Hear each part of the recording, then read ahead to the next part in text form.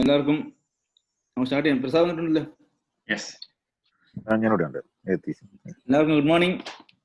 ഇന്നത്തെ നമ്മുടെ doctor live പരിപാടി സ്റ്റാർട്ട് ചെയ്യുകയാണ്. ഇന്ന് നമ്മുടെ വിശിഷ്ട അതിഥിയായിട്ട് എത്തിയിരിക്കുന്ന ഡോക്ടർ ജോൺസൺ. പാലക്കാട്ട് ഒരു പ്രൈവറ്റ് മെഡിക്കൽ കോളേജിൻ്റെ പ്രൊഫസറാണ്. ഡീറ്റെയിൽ പറയും.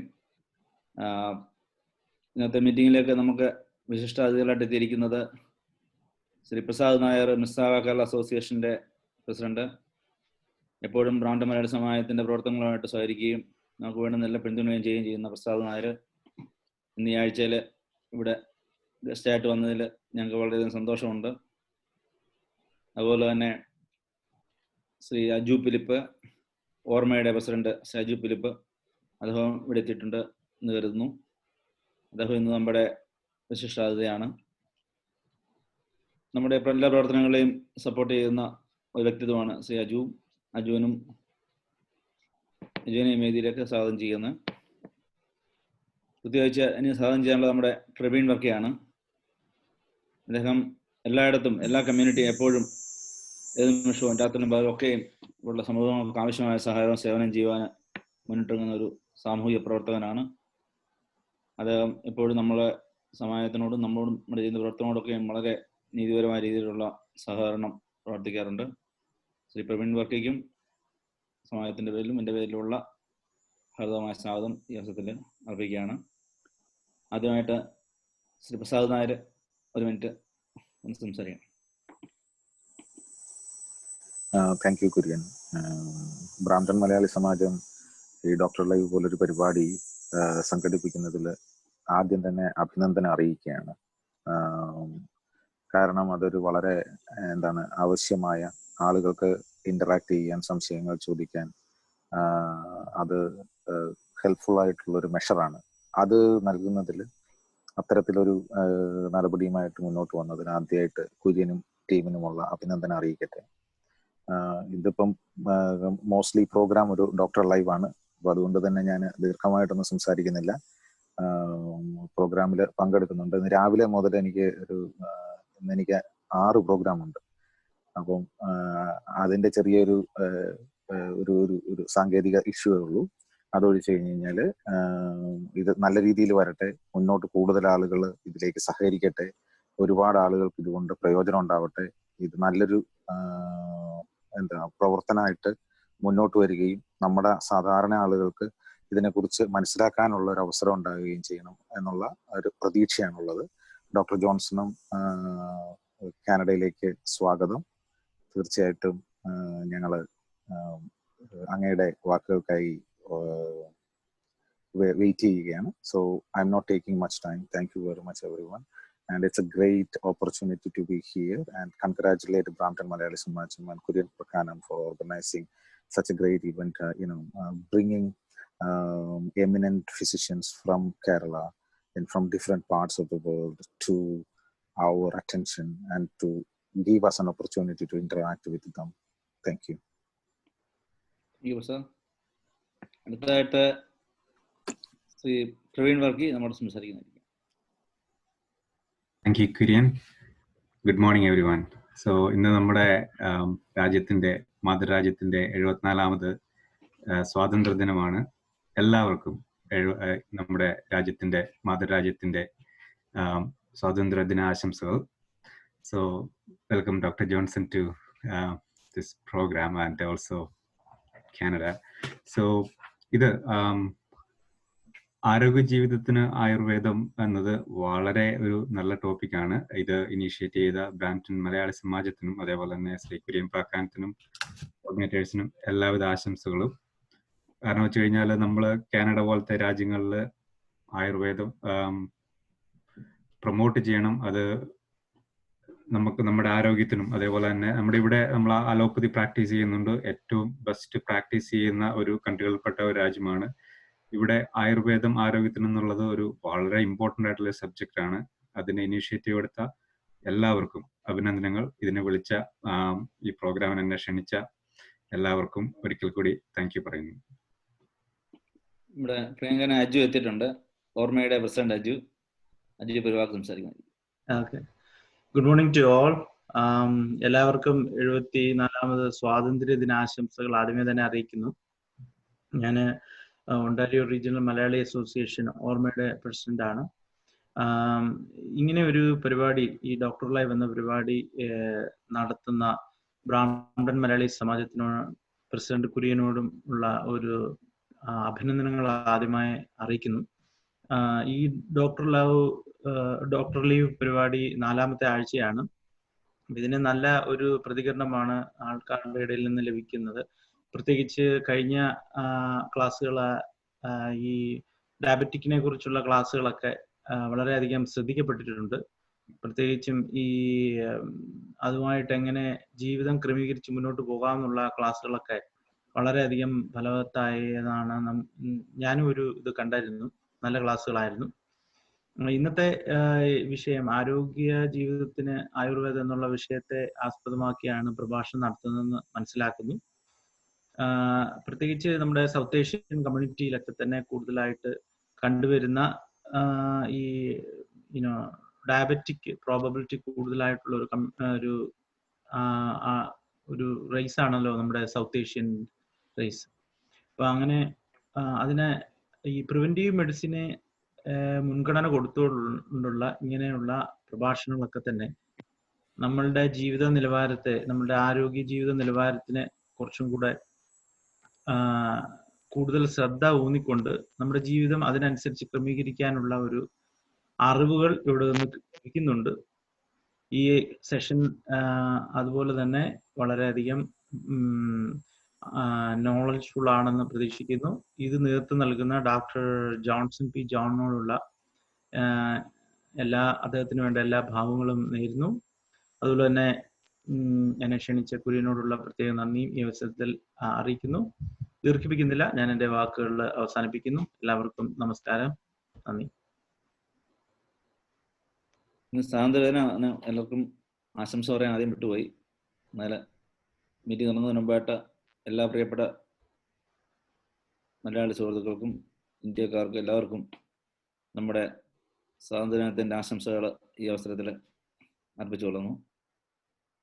ബഹുമാനപ്പെട്ട ഡോക്ടർ ജോൺസൺ ഇപ്പം നമ്മളോട് ഇന്നത്തെ ക്ലാസ് ആരംഭിക്കുന്നതായിരിക്കും. ഹൃദയം നിറഞ്ഞ ഹൃദയത്തിൻ്റെ ഭാഷയിൽ ആത്മാർത്ഥമായിട്ട് ഡോക്ടർ ലൈവിൻ്റെ ഈ 5ാമത്തെ ലക്കത്തിലേക്ക് ക്ഷണിക്കുകയാണ്. Doctor please come. നമസ്കാരം. ഞാൻ പറയുന്നത് കേൾക്കാമല്ലോ അല്ലേ? ശരി. സ്വാതന്ത്ര്യ ദിനാശംസകൾ നേരുന്നു. ആദ്യമേ തന്നെ എന്നെ ഇതുപോലെ ഒരു വേദിയിലേക്ക് ക്ഷണിച്ച പ്രിയപ്പെട്ട യോഗേഷ് ജി, അദ്ദേഹം ഞാനും കൂടി ഇങ്ങനെ ഫോണിലൂടെയുള്ള പരിചയമേ ഉള്ളൂ. എൻ്റെ വേറൊരു സുഹൃത്തായിട്ടുള്ള ഒരു ചേട്ടൻ വഴിയാണ് അദ്ദേഹം എന്നെ വിളിക്കുകയും ഇങ്ങനെ ഒരു കാര്യത്തെപ്പറ്റി പറയുകയും ചെയ്തത്. വളരെ സന്തോഷത്തോടു കൂടി അതിന് സമ്മതിക്കുകയാണ് ചെയ്തത്. കാരണം നമ്മള് മലയാളികളായിട്ടുള്ള നമ്മളെല്ലാവരും ലോകത്തിന്റെ പല ഭാഗങ്ങളിൽ ഇങ്ങനെ ജീവിച്ചുകൊണ്ടിരിക്കുന്നു. അപ്പോ ഇവിടെ നിന്ന് മറ്റൊരു നാട്ടിലേക്ക് പോയി അവിടെ താമസം ആണെങ്കിൽ പോലും നമ്മുടെ നാടിൻ്റെതായിട്ടുള്ള ചില രീതികളൊക്കെ വിടാതെ പിന്തുടരുന്നതിൽ നിങ്ങളെപ്പോലെയുള്ള കുറച്ച് പേര്, ഒരു സംഘം ആളുകൾ ശ്രമിക്കുന്നുണ്ട് എന്നുള്ളതിൽ വളരെ സന്തോഷം തോന്നി. അപ്പൊ തീർച്ചയായിട്ടും ആയുർവേദം പോലെയുള്ള ഒരു നമ്മുടേതായിട്ടുള്ള ഒരു തനത് ശാസ്ത്രം അല്ലെ, ഒരു പൗരസ്ത്യ ശാസ്ത്രം എന്ന് പറയാവുന്ന, അല്ലെങ്കിൽ ഒരു ഭാരതീയ ശാസ്ത്രം എന്ന് പറയാവുന്ന ആയുർവേദം പോലെയുള്ള ഒരു വൈദ്യ ശാഖയ്ക്ക് നിങ്ങൾ കൊടുക്കുന്ന പ്രാധാന്യം കണ്ടപ്പോൾ എനിക്ക് വളരെ സന്തോഷം തോന്നി. ആ സന്തോഷത്തിന്റെ പേരിലാണ് യോഗേഷ് ജി വിളിച്ചപ്പോൾ തന്നെ ഞാൻ അതിന് സമ്മതം പറയുകയും അങ്ങനെയാണ് ഇന്ന് ഞാൻ ഇവിടെ ഇരിക്കുന്നത്. അതുകൊണ്ട് ഞാൻ ആദ്യമേ ശരിക്കും ഞാനാണ് നിങ്ങൾക്ക് നന്ദി പറയേണ്ടതെന്ന് തോന്നുന്നു. കാരണം നിങ്ങളുടെ ഒരു ഇതുപോലത്തെ ഒരു വേദിയിലേക്ക് അതിന്റെ ഭാഗമാവാൻ എനിക്കും കൂടി അവസരം കിട്ടിയതിൽ വലിയ സന്തോഷം. ഞാൻ ആരംഭിക്കാം. ഞാൻ എന്നോട് യോഗേഷ് പറഞ്ഞിരിക്കുന്നത് ആദ്യമേ കുറച്ച് കാര്യങ്ങളെ സംബന്ധിച്ച്, അതായത് ചില ആയുർവേദത്തിൻ്റെതായിട്ടുള്ള ചില ആശയങ്ങൾ ആരോഗ്യത്തെ സംബന്ധിച്ച്, അല്ലെങ്കിൽ ആരോഗ്യം ത്തിൽ നിന്നും നമ്മളെ മാറ്റി നിർത്തുന്ന, അല്ലെങ്കിൽ ആരോഗ്യം ഉണ്ടാകുന്നതിൽ നിന്ന് നമ്മളെ തടയുന്ന നമ്മുടെ ജീവിതശൈലിയിലെ ചില പ്രശ്നങ്ങൾ ചൂണ്ടിക്കാണിക്കാം. അങ്ങനെ കാണിച്ച് ഞാൻ കുറച്ചു നേരം സംസാരിച്ചതിന് ശേഷം നമുക്കൊരു ഇന്ററാക്ഷൻ നടത്താം എന്നുള്ള രീതിയിലാണ് യോഗേഷ് ജി എന്നോട് പറഞ്ഞിരുന്നത്. അപ്പോ ആദ്യമേ തന്നെ നിങ്ങളിൽ പലരും സംസാരിച്ചപ്പോൾ പറഞ്ഞു, ആയുർവേദം എന്ന് പറയുന്നത് എനിക്ക് തോന്നുന്നു ഒരു വൈദ്യ അല്ലെങ്കിൽ ചികിത്സാ ശാസ്ത്രം എന്നതിനപ്പുറത്തേക്ക് ഒരു ആരോഗ്യ സംരക്ഷണത്തിനുള്ള ഒരു ശാസ്ത്രവും കൂടിയാണ്. ഞാനത് പറയാൻ കാര്യം, ഏതെങ്കിലും ലോകത്തിലെ ഏതെങ്കിലും ഒരു വൈദ്യശാസ്ത്രത്തിന്റെ ഗ്രന്ഥം ആരംഭിക്കുന്നത് തന്നെ ഒരു ദിവസം മനുഷ്യൻ എങ്ങനെ ജീവിക്കണം എന്ന് പറഞ്ഞുകൊണ്ടായിരിക്കും എന്ന് എനിക്ക് തോന്നുന്നില്ല. ആയുർവേദത്തിന്റെ ഗ്രന്ഥങ്ങളല്ലാതെ മറ്റേതെങ്കിലും ഒരു വൈദ്യശാസ്ത്രം മനുഷ്യൻ എങ്ങനെ ആരോഗ്യത്തോടു കൂടി ഇരിക്കണം, അതിന് മനുഷ്യൻ എങ്ങനെ ജീവിക്കണം, അങ്ങനെ പറഞ്ഞു തന്ന് പഠിപ്പിച്ചതിന് ശേഷം ഇനി അങ്ങനെ നിങ്ങൾക്ക് ജീവിക്കാൻ സാധിച്ചില്ല എങ്കിൽ, അതുകൊണ്ട് നിങ്ങൾ രോഗികളായി തീരുകയാണെങ്കിൽ നമുക്ക് എന്തൊക്കെ ചെയ്യാൻ പറ്റും, അല്ലെങ്കിൽ എന്തൊക്കെ തരം രോഗങ്ങൾ നിങ്ങൾക്ക് വരാം എന്നുള്ള രീതിയിലാണ്, അതിനുശേഷം പിന്നീട് അതിന്റെ ചികിത്സ പറയുന്ന രീതിയിലാണ് ഗ്രന്ഥത്തിന്റെ ഒരു ഡിസ്ട്രിബ്യൂഷൻ നോക്കിയാൽ നമുക്ക് കാണാൻ പറ്റുന്നത്. അപ്പോ നമ്മൾ അതിൽ നിന്ന് മനസ്സിലാക്കേണ്ട ഏറ്റവും പ്രധാനപ്പെട്ട കാര്യം എന്ന് പറയുന്നത്, നമ്മളെല്ലാവരും രോഗത്തിന്റെ ചികിത്സയെ പറ്റിയാണ് എപ്പോഴും സംസാരിച്ചുകൊണ്ടിരിക്കുന്നത്. അല്ലെങ്കിൽ രോഗമില്ലെങ്കിൽ ഞാൻ ആരോഗ്യമുള്ള ആളാണ് എന്നുള്ളതാണ് നമ്മുടെ പലപ്പോഴും ധാരണ. പക്ഷേ അങ്ങനെയല്ല എന്നുള്ളതാണ് ആയുർവേദം പറയുന്നത്. അതായത് രോഗമില്ലാത്ത അവസ്ഥയല്ല ആരോഗ്യം. ആരോഗ്യം എന്ന് പറയുന്നത് സ്വതന്ത്രമായ ഒരു അവസ്ഥയാണ്. അത് രോഗമില്ലെങ്കിൽ വിളിക്കാവുന്ന ഒരു അവസ്ഥയെ അല്ല ആരോഗ്യം എന്ന് പറയുന്നതെന്ന് ആദ്യം നമ്മൾ മനസ്സിലാക്കണം. അതുകൊണ്ട് മര്യാദയ്ക്ക് ജീവിക്കുന്നത് കൊണ്ട്, അല്ലെങ്കിൽ ആരോഗ്യകരമായി ജീവിക്കുന്നത് കൊണ്ട് ഉണ്ടാവുന്ന ഒരവസ്ഥയാണ് ആരോഗ്യം എന്ന് ആദ്യം മനസ്സിലാക്കണം. അങ്ങനെ ആയുർവേദ ശാസ്ത്രം മനസ്സിലാക്കുന്നതുകൊണ്ടാണ് ആയുർവേദ ശാസ്ത്രം ആരംഭിക്കുമ്പോൾ തന്നെ ഒരു മനുഷ്യൻ രാവിലെ ഉണർന്നെഴുന്നേൽക്കുന്നത് മുതൽ എന്തൊക്കെ കാര്യങ്ങൾ ചെയ്യണം, ഓരോ ദിവസവും എന്തൊക്കെ ശ്രദ്ധിക്കണം, അതിന്റെ പ്രഭാതത്തിൽ എന്തൊക്കെ ചെയ്യണം, ഉച്ചയ്ക്ക് എന്തൊക്കെ ചെയ്യണം, വൈകുന്നേരം എന്തൊക്കെ ചെയ്യണം, രാത്രിയിൽ എന്തൊക്കെ ചെയ്യണം, ഇനി ഓരോ സീസൺ മാറി വരുമ്പോൾ എന്തൊക്കെ കാര്യങ്ങൾ ശ്രദ്ധിക്കണം എന്നൊക്കെ പറഞ്ഞതിന് ശേഷമാണ് മറ്റ് രോഗങ്ങളിലേക്കും അതിന്റെ ചികിത്സയിലേക്കൊക്കെ കടക്കുക. ഞാനതൊരു ഒരു ആമുഖം എന്നുള്ള രീതിയിൽ പറഞ്ഞതാണ്. അപ്പോ ഞാൻ പറഞ്ഞു വരുന്ന ഏറ്റവും പ്രധാനപ്പെട്ട കാര്യം എന്ന് പറയുന്നത്, നമ്മൾക്ക് ആരോഗ്യം ആണ് നമ്മളുടെ ഉദ്ദേശമെങ്കിൽ, രോഗത്തിന്റെ മാറൽ അല്ലെങ്കിൽ രോഗം മാറൽ എന്നുള്ളത് വിട്ടിട്ട് ആരോഗ്യമാണ് നമ്മുടെ ഉദ്ദേശമെങ്കിൽ, നമ്മൾ തീർച്ചയായിട്ടും ആയുർവേദം നമ്മൾ ഫോളോ ചെയ്യാൻ ആഗ്രഹിക്കുന്നുണ്ടെങ്കിൽ, അല്ലെങ്കിൽ എൻ്റെ ആരോഗ്യത്തിന് വേണ്ടി ഞാൻ ആയുർവേദം ഫോളോ ചെയ്യാൻ ആഗ്രഹിക്കുന്നു എന്നുണ്ടെങ്കിൽ, തീർച്ചയായും ആയുർവേദം പറഞ്ഞേക്കുന്നത് പോലെ തന്നെ നമ്മുടെ ജീവിതത്തെ സെറ്റ് ചെയ്യാൻ നമ്മൾ ശ്രമിക്കണം. ആദ്യമേ അറ്റ്ലീസ്റ്റ് ഒരു ശ്രമമെങ്കിലും നമ്മുടെ ഭാഗത്ത് നിന്ന് ഉണ്ടാവണമെന്നില്ല. അതിന് ഏറ്റവും പ്രധാനപ്പെട്ട കാര്യം എന്ന് പറയുന്നത് ഒരു റുട്ടീൻ ഉണ്ടാവുക എന്നുള്ളതാണ്. കാരണം റുട്ടീന്റെ പ്രാധാന്യമാണ് ദിനചര്യ പറയുന്നതിലൂടെ, അല്ലെ? ആയുർവേദം തുടങ്ങുന്നത് തന്നെ ദിനചര്യ പറഞ്ഞുകൊണ്ടാണ്, അല്ലെങ്കിൽ ഒരു ഡെയിലി റുട്ടീൻ പറഞ്ഞുകൊണ്ടാണ്. അതിന്റെ അർത്ഥം നിങ്ങൾക്ക് എല്ലാവർക്കും, അല്ലെങ്കിൽ മനുഷ്യർക്ക് എല്ലാവർക്കും ഒരു ഡെയിലി റുട്ടീൻ ഉണ്ടാവണം എന്നുള്ളതാണ്. അപ്പൊ നമ്മളെല്ലാരും പറയും, എനിക്കിപ്പോ റുട്ടീൻ ഉണ്ടല്ലോ. അപ്പോ എങ്ങനെയെങ്കിലും ഒരു റുട്ടീൻ ഉണ്ടായാൽ പോരാ, that routine must be healthy എന്ന് പറയുന്ന ഒരാശയമുണ്ട്. അപ്പൊ അതില് ഏറ്റവും ആദ്യം പറയുന്ന കാര്യം എന്ന് പറയുന്നത് നമ്മൾ ഉണർന്നെഴുന്നേൽക്കുന്ന സമയത്തെ പറ്റിയാണ്. അപ്പോ ഒരുപക്ഷെ ഞാൻ ഈ പറയുന്നത് നിങ്ങൾ പല സ്ഥലങ്ങളിലും കേട്ടിട്ടുണ്ടാവാം, ഒരുപക്ഷെ റെപ്പറ്റീഷൻ ആയിരിക്കാം. എന്നാലും ഞാൻ ഒന്നും കൂടി നിങ്ങളുടെ ഒരു ഓർമ്മ പുതുക്കൽ എന്നുള്ള രീതിയിൽ കൂടി വേണമെങ്കിൽ അതിനെ കണക്കിലെടുക്കാം. അങ്ങനെ ഞാൻ പറയുകയാണ്. അപ്പൊ ഉണർന്നെഴുന്നേൽക്കൽ വളരെ പ്രധാനപ്പെട്ടതാണ്.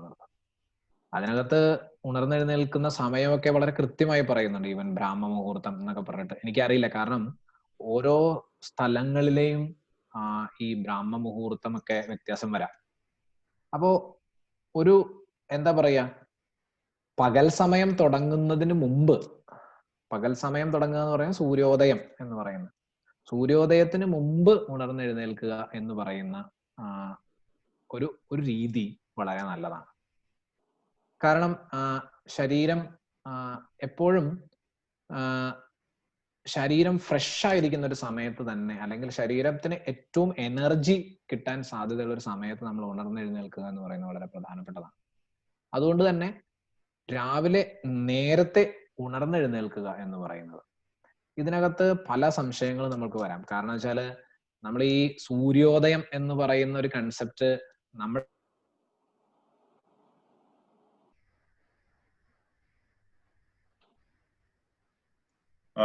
ഡോക്ടറിന്റെ വോയിസ്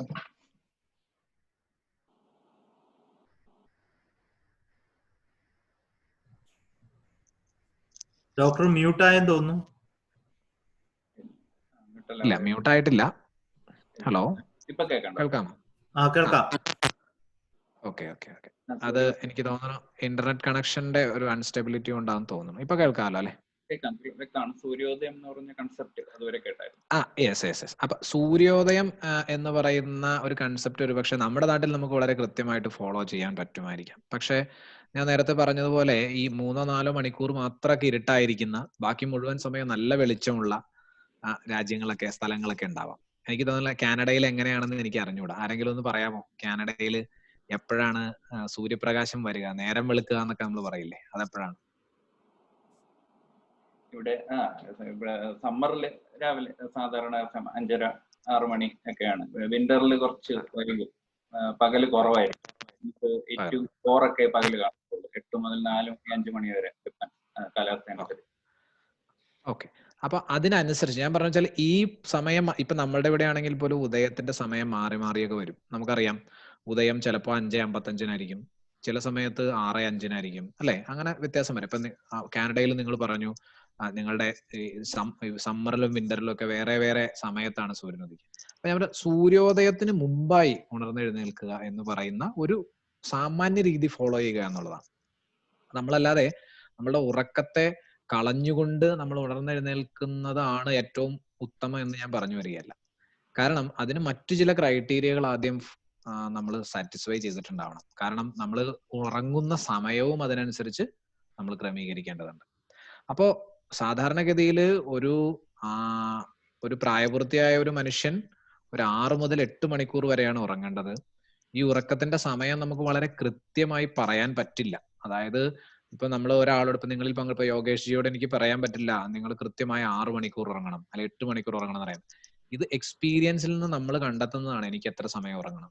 ചിലർക്ക് 8 മണിക്കൂർ തന്നെ ഉറങ്ങിയാലേ ഫ്രഷ് ആയി ഫീൽ ചെയ്യുള്ളൂ, അല്ലെ എനർജറ്റിക് ആയിട്ട് ഫീൽ ചെയ്യുള്ളൂ. പക്ഷെ ചിലർക്ക് 5 മണിക്കൂർ ഉറങ്ങിയാൽ തന്നെ മതിയാവും. ഇത് ഓരോരുത്തരുടെ ശരീരപ്രകൃതി, അവരുടെ ശീലം, അവർ കഴിക്കുന്ന ഭക്ഷണം, അവർ ചെയ്യുന്ന ജോലി, അല്ലെ, നന്നായി ശാരീരിക അധ്വാനം ഉള്ള ഒരു ജോലി ചെയ്യുന്ന ആള്, അല്ലെങ്കിൽ നന്നായി വ്യായാമം ചെയ്യുന്ന ഒരാളെ സംബന്ധിച്ചിടത്തോളം ചിലപ്പോൾ ഒരു പക്ഷെ അത് ചെയ്യാത്ത ഒരാളെക്കാൾ കൂടുതൽ സമയം ഉറങ്ങേണ്ടി വരാം. അപ്പോൾ നമ്മളുടെ സമയം നമ്മൾ കണ്ടെത്തണം എന്നാണ് ഞാൻ പറയുന്നത്. നമ്മൾ എത്ര സമയം ഉറങ്ങണമെന്ന് നമ്മൾ ഒരുപാട് നാളത്തെ നിരീക്ഷണം കൊണ്ടായിരിക്കും ഒരു പക്ഷെ നമുക്കതിന് സാധിക്കുക. പക്ഷെ അങ്ങനെ നിരീക്ഷിച്ച് നമ്മൾ കണ്ടുപിടിക്കണം എന്ന് പറയുന്നത്. ഇപ്പൊ അതിനൊരു ഉദാഹരണം ഇപ്പൊ നമ്മൾ പറഞ്ഞ നമ്മൾ വിശപ്പിന്റെ കാര്യം, ഇപ്പൊ ഭക്ഷണം കഴിക്കുന്ന കാര്യത്തിലൊക്കെ ആണെങ്കിൽ ഇപ്പൊ ഞാനിപ്പോ യോഗേഷ് ജിയോട് ചോദിക്കുകയാണ്, ഇഡലി ആണെങ്കിൽ യോഗേഷ് ജി എത്രണ്ണം കഴിക്കാൻ പറ്റും? 5. ഈ 5 എന്നുള്ളത് എങ്ങനെയാ തീരുമാനിച്ചത്? അവിടെ 5 കഴിച്ച് കഴിയുമ്പോൾ ഒരു നിറവ് തോന്നുകയാണ്, അപ്പൊ അവിടെ അങ്ങ് നിർത്തുക. അത് എക്സ്പീരിയൻസ് കൊണ്ട് യോഗേഷ് ജി പറഞ്ഞതാണല്ലേ, അല്ലെ? ഞാൻ ആ ഫുഡ് ഏതാണെന്ന് പറഞ്ഞപ്പോ തന്നെ, ഫുഡ് ഐറ്റം ഏതാണെന്ന് പറഞ്ഞപ്പോ തന്നെ യോഗേഷ് ജി 5 എന്നുള്ള ഉത്തരം പറഞ്ഞു കഴിഞ്ഞു. അത് യോഗേഷ് ജിയുടെ ഒബ്സർവേഷനിൽ നിന്ന് യോഗേഷ് ജി കണ്ടെത്തിയതാണ്. ചപ്പാത്തി ആണെങ്കിൽ എത്ര കഴിക്കും? 3. അപ്പൊ നമ്പർ മാറി. അപ്പൊ ഫുഡ് ഐറ്റം മാറുന്നതിനനുസരിച്ച് നമ്മൾ നമ്പർ മാറുന്നുണ്ട്. ക്വാണ്ടിറ്റി എത്രയാണ് നമ്മൾ തന്നെ നമ്മുടെ മെന്റൽ കാൽക്കുലേഷൻ നടത്തി അപ്പൊ തന്നെ വിത്തിൻ നോ ടൈം, അല്ലെ, യോഗേഷ് ജി ഉത്തരം പറഞ്ഞു 3 എന്ന് പറഞ്ഞു. This is from experience. ഇതുപോലെയാണ് ഞാൻ നേരത്തെ പറഞ്ഞത്. എക്സ്പീരിയൻസിൽ നിന്നും എനിക്ക് എത്ര സമയം ഉറങ്ങണം എന്ന് ചോദിച്ചാൽ, ഈ ഞാൻ ഇഡലി ആണെങ്കിൽ എത്ര എണ്ണം കഴിക്കും എന്ന് ചോദിച്ചപ്പോൾ നമ്മൾ ഉത്തരം പറഞ്ഞതുപോലെ എത്ര സമയം ഉറങ്ങണം എന്ന് ചോദിച്ചാൽ യോഗേഷ് ജി പറയണം എനിക്ക് I want 8 hours of sleep, അല്ലെങ്കിൽ I want 7 hours of sleep എന്ന് പറയാൻ പറ്റണം. That is by experience. ഫുഡിന്റെ കാര്യത്തിൽ നമുക്കത് പറയാൻ പറ്റും, പക്ഷെ ഉറക്കത്തിന്റെ കാര്യത്തിൽ ഒരുപക്ഷെ നമ്മൾ അത്രയും ശ്രദ്ധിച്ചിട്ടുണ്ടാവില്ല. അപ്പോൾ അതൊരു വളരെ പ്രധാനപ്പെട്ട കാര്യമാണ്. അപ്പൊ ഞാൻ പറഞ്ഞു വെച്ചാൽ ആരെങ്കിലും പറയണ കേട്ടിട്ട് നിങ്ങൾ ഇത്ര സമയം ഉറങ്ങണം എന്ന് നിങ്ങളുടെ ലൈഫിനെ സെറ്റ് ചെയ്യേണ്ട കാര്യമില്ല എന്നാണ് ഞാൻ പറഞ്ഞു വരുന്നത്. എപ്പോഴും നമ്മളുടെ നിരീക്ഷണത്തിൽ നിന്ന് നമ്മൾ എത്തിച്ചേരേണ്ടതാണ് നമ്മൾ എത്ര സമയം ഉറങ്ങണം. അത്രയും സമയം ഉറങ്ങിയതിന് ശേഷം നേരത്തെ എഴുന്നേൽക്കണം എന്നാണ് ഞാൻ ഉദ്ദേശിക്കുന്നത്. അതല്ലാതെ നിങ്ങൾ രാത്രി 2 മണിക്കാണ് കിടന്നത്, എന്നിട്ട് ഉറക്കം നേരത്തെ സൂര്യോദയത്തിന് മുമ്പ് 5:30 എഴുന്നേൽക്കുക, സ്വാഭാവികമായിട്ട് 3.5 മണിക്കൂർ ഉറങ്ങിയിട്ടുള്ളൂ. അതല്ല ആരോഗ്യകരം. അപ്പോ റുട്ടീൻ ആരംഭിക്കുന്നത് എപ്പോഴും എവിടെ നിന്നൊന്നും പറയാൻ പറ്റില്ല. റുട്ടീൻ ഒരു ദിവസത്തിന്റെ എവിടെ നിന്ന് വേണമെങ്കിലും ആരംഭിക്കാം. നമ്മൾ സാധാരണഗതിയിൽ രാവിലെ ആരംഭിക്കുന്നു, പക്ഷെ ഞാൻ പറയും അതിനു മുമ്പേ രാത്രിയെ ആരംഭിക്കും. കാരണം രാവിലെ നമ്മുടെ റുട്ടീൻ ഹെൽത്തി ആവണമെങ്കിൽ രാത്രിയിലെ റുട്ടീൻ ഹെൽത്തി ആവണം. അപ്പൊ നമ്മൾ ഭക്ഷണം കഴിച്ച് ആ ഭക്ഷണം പാതി ദഹിച്ചതിന് ശേഷമാണ് ഉറങ്ങേണ്ടതെന്നാണ് പറയുന്നത്, അല്ലെ? രാത്രിയിലെ ഭക്ഷണം കഴിച്ചു കഴിഞ്ഞാൽ ഒരു 3 hours നമ്മൾ സാധാരണഗതിയിൽ നമ്മളൊരു ഫുൾ സ്റ്റൊമക്ക് അല്ലെങ്കിൽ ഒരു half stomach to full stomach ഏകദേശം അതിന്റെ ഇടയിൽ കഴിച്ച് ഒരു മീഡിയം നമ്മൾ ഭക്ഷണം കഴിച്ചു കഴിഞ്ഞാൽ അത് ദഹിക്കാനുള്ള സമയം 5 to 6 hours ആണ്. അതിന്റെ ഒരു ഹാഫ് ടൈം എടുത്ത് അതിന്റെ ഒരു പാതി ദഹനം കഴിഞ്ഞതിന് ശേഷം വേണം നമ്മൾ ഉറങ്ങാൻ എന്നാണ് പറയുക, പ്രത്യേകിച്ച് രാത്രി. അപ്പോൾ അത്രയും ടൈം നേരത്തെ നമ്മൾ ആഹാരം കഴിച്ചിട്ടുണ്ടാവണം. അതിനുശേഷം 2.5 or 3 hours ശേഷം നമ്മൾ ഉറങ്ങുന്നു. ഉറങ്ങിയതിന് ശേഷം നമുക്ക് 6, 7, 8 മണിക്കൂർ, അത് എത്രയാന്ന് വെച്ചാൽ നമ്മളുടെ ഉറക്കത്തിന്റെ നീഡ് അനുസരിച്ച് നമ്മൾ ഉറങ്ങുന്നു. അതിനും കഴിഞ്ഞ് നമ്മൾ ഉദയത്തിന് മുമ്പ് ഉണർന്നെഴുന്നേൽക്കും. ഈ രീതിയിൽ പുറകിലേക്കുള്ള എല്ലാ കാര്യങ്ങളും സെറ്റ് ചെയ്താലേ നമ്മൾക്ക് ഈ ഉദയത്തിന് മുമ്പുള്ള ഉണർന്നെഴുന്നേൽക്കൽ എന്ന് പറയുന്നത് ചെയ്യാൻ പറ്റും. അപ്പൊ അത് ഉണർന്നെഴുന്നേൽക്കുന്നതിനെ സംബന്ധിച്ചാണ് എപ്പോഴും ശാസ്ത്രം പറയുന്നത്. ഇനി ഇതിനകത്ത് ചില എന്താ പറയാ, ഈ ആയുർവേദത്തിന്റെ ഒരു രീതി എന്ന് പറഞ്ഞാൽ അത് ഇങ്ങനെ ഇന്നൊരു കാര്യം ചെയ്യണം എന്ന് പറയുന്ന നിയമം പോലെ പറയുന്ന ഒരു ശാസ്ത്രമല്ല. പലപ്പോഴും നിങ്ങൾക്ക് ഇത് വേണമെങ്കിൽ ഫോളോ ചെയ്യാം, നിങ്ങൾക്ക് ആരോഗ്യം വേണമെങ്കിൽ നിങ്ങൾക്ക് ഇത് ഫോളോ ചെയ്യാം, അല്ലെങ്കിൽ നിങ്ങളുടെ ഇഷ്ടം എന്ന് പറയുന്ന ശാസ്ത്രമാണ്. അപ്പോ നമുക്ക് ഇപ്പോ നമ്മളൊരു രോഗിയാണെന്നുണ്ടെങ്കിൽ നമുക്ക് എക്സംഷൻ ഉണ്ട്, നമുക്ക് കുറച്ചു നേരം കൂടി കിടന്നുറങ്ങാം. ഞാൻ നേരത്തെ പറഞ്ഞതുപോലെ നമ്മൾ തലേ ദിവസം ഉറങ്ങിയിട്ടില്ല എങ്കിൽ നമുക്ക് കുറച്ചു നേരം കൂടി കിടന്നുറങ്ങാം. അപ്പോൾ തലേ ദിവസം ഉറങ്ങാത്ത ഒരാളെ സംബന്ധിച്ചിടത്തോളം, ഞാൻ നേരത്തെ പറഞ്ഞതുപോലെ 2 മണിക്കോ 3 മണിക്കോ ഒക്കെ വന്ന് ഉറങ്ങുന്ന ആളെ സംബന്ധിച്ചിടത്തോളം അതിനെ കോമ്പൻസേറ്റ് ചെയ്തുകൊണ്ട് കുറച്ചു നേരം കൂടി കിടന്ന് ഉറങ്ങാനുള്ള അനുമതിയുണ്ട്. മനസ്സിലായില്ലേ? അപ്പോൾ അത് വളരെ പ്രധാനപ്പെട്ട കാര്യമാണ്. അപ്പോൾ ഉണർന്നെഴുന്നേൽക്കുന്നതിനെ സംബന്ധിച്ച് അതാണ് പറയാനുള്ളത്. ഇനി ഉണർന്നെഴുന്നേറ്റ് കഴിഞ്ഞാൽ ആദ്യം ചെയ്യേണ്ട കാര്യം എന്താണെന്നാണ് നിങ്ങൾ വിചാരിക്കുന്നത്? ആരെങ്കിലും ഒന്ന് മറുപടി പറയാമോ? എനിക്ക് തോന്നുന്നു റെസ്പോണ്ട് ചെയ്താലാണ് ഒരു സുഖം ഉണ്ടാവുള്ളൂ തോന്നുന്നു, അല്ലെങ്കിൽ ഞാനിത് ഒരു മോണോലോഗ് പോലെ ഇരിക്കും. 2 ഗ്ലാസ് വെള്ളം കുടിക്കുക. ഓക്കെ, 2 ഗ്ലാസ് വെള്ളം കുടിക്കുക. വേറെ ആരെങ്കിലും പറയൂ. അത് കഴിഞ്ഞ് നമ്മുടെ പേഴ്സണൽ ഹൈജീൻ വളരെ ഇമ്പോർട്ടന്റ് ആണ്. വാഷ് ചെയ്യുക. അല്ല, ഏറ്റവും ആദ്യം ചെയ്യുന്ന കാര്യം ഞാൻ പറഞ്ഞു, ഉണർന്നെഴുന്നേറ്റ് ഏറ്റവും ആദ്യം ചെയ്യേണ്ട കാര്യം നമ്മളൊന്ന് 1 മിനിറ്റ് അല്ലെങ്കിൽ ഒരു 2-3 മിനിറ്റ് നമ്മൾ ഉണർന്നെഴുന്നേറ്റ് അവിടെ തന്നെ ഇരുന്ന് റിലാക്സ് ചെയ്യുന്നത് വളരെ നല്ലതാണ്. അത് കഴിഞ്ഞ ശേഷം ചെയ്യുന്ന കാര്യം വേണോട്ടോ പറയാൻ. അതായത് നിങ്ങൾ ഓരോരുത്തരും ചെയ്യുന്ന കാര്യം, നമ്മൾ പുസ്തകത്തിൽ വായിച്ചിട്ടുള്ള കാര്യമല്ല ഞാൻ ചോദിക്കുന്നത്, ഓരോരുത്തരും ചെയ്യുന്ന കാര്യത്തെ പറ്റി ഞാൻ ചോദിക്കുന്നത്. അപ്പൊ പ്രവീൺ അല്ലേ? പ്രവീൺ ചെയ്യുന്നത് 3 മിനിറ്റ് 2-3 മിനിറ്റ് ഒന്ന് ജസ്റ്റ് ഒന്ന് മെഡിറ്റേറ്റ് ചെയ്യും, അല്ലെ വെറുതെ ഒന്ന് റിലാക്സ് ചെയ്യും. ഓക്കെ, ഇനി അടുത്തൊരാള് വാട്സാപ്പ് നോക്കും. സംഭവിക്കാവുന്നതാണ്. ഓക്കെ, പിന്നെ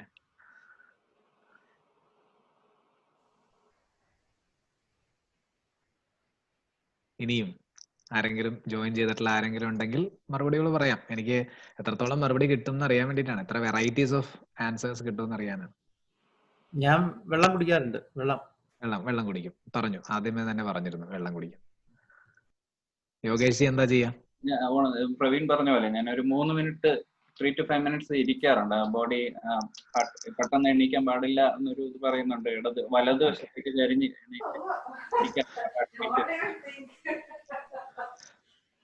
ഓക്കെ,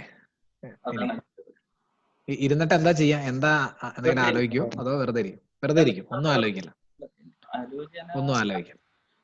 ആദ്യം ഉണർന്നല്ലോ എന്നുള്ള നന്ദിയാണ്, ഈശ്വരനോട് ആദ്യം നന്ദി. ഉണർന്നു കഴിയുമ്പോഴാണല്ലോ നമ്മൾ ഒരു പ്രാർത്ഥന രൂപത്തിലുള്ള ഒരു ഇരിപ്പ് അല്ലെ?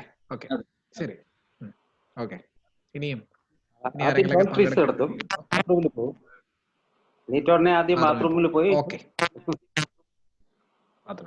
അപ്പൊ ഞാൻ പറഞ്ഞു ഇത് 100 പേർ, ഇപ്പൊ നമ്മൾ 5 പേരോട് ചോദിച്ചപ്പോ 5 ടൈപ്പ് ആൻസർ കിട്ടിയില്ലേ അല്ലെ? 5 പേരോട് ചോദിച്ചപ്പോ നമ്മൾ 5 തരം ആൻസർ കിട്ടി.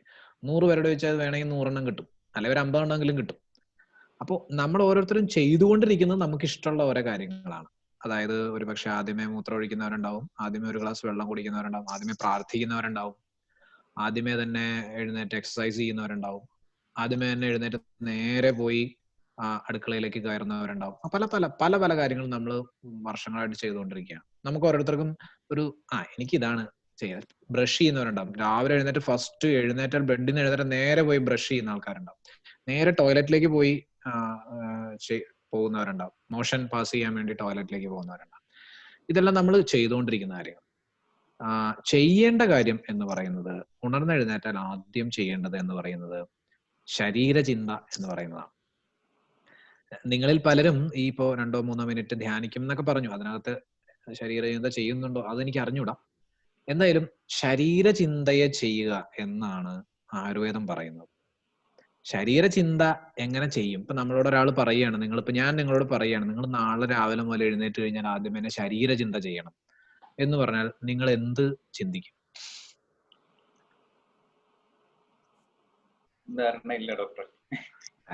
അതായത് അത് കാരണം ശരീരചിന്ത എന്ന് പറയുന്നത് നമുക്കൊരു വേർഡ് കേൾക്കുമ്പം ഓക്കെ ശരീരത്തെ പറ്റി ചിന്തിക്കുക.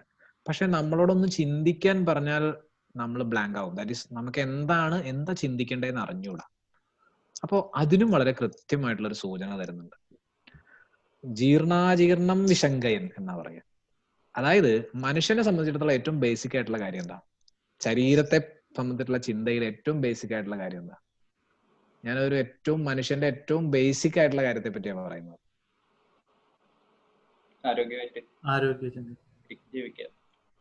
അല്ല, നമ്മൾ എന്തിനു വേണ്ടിയാ ജീവിക്കുന്നത്? നമ്മൾ ഭക്ഷണം കഴിക്കാൻ വേണ്ടിയാ ജീവിക്കുന്നത്. അല്ലെങ്കിൽ ഭക്ഷണം കഴിക്കുന്നതാണ് മനുഷ്യനെ സംബന്ധിച്ചിടത്തോളം ഏറ്റവും പ്രധാനപ്പെട്ട കാര്യം. ഇപ്പോ നമ്മൾ ജീവിക്കുന്നത് എന്തിനാന്ന് വെച്ചാൽ നമ്മൾ ഒരുപക്ഷെ പറയും എനിക്ക് വീട് വെക്കാനാണ് ഞാൻ ജീവിക്കുന്നത്, അല്ലെങ്കിൽ എനിക്ക് എന്താ പറയാ കാർ മേടിക്കാനാണ് ജീവിക്കുന്നത്, അല്ലെങ്കിൽ മക്കളെ വളർത്താനാണ് ഞാൻ ജീവിക്കുന്നത്, ജോലി ചെയ്യാനാണ് ജീവിക്കുന്നത് എന്നൊക്കെ ഒരുപക്ഷെ നമ്മൾ മറുപടി പറഞ്ഞേക്കാം.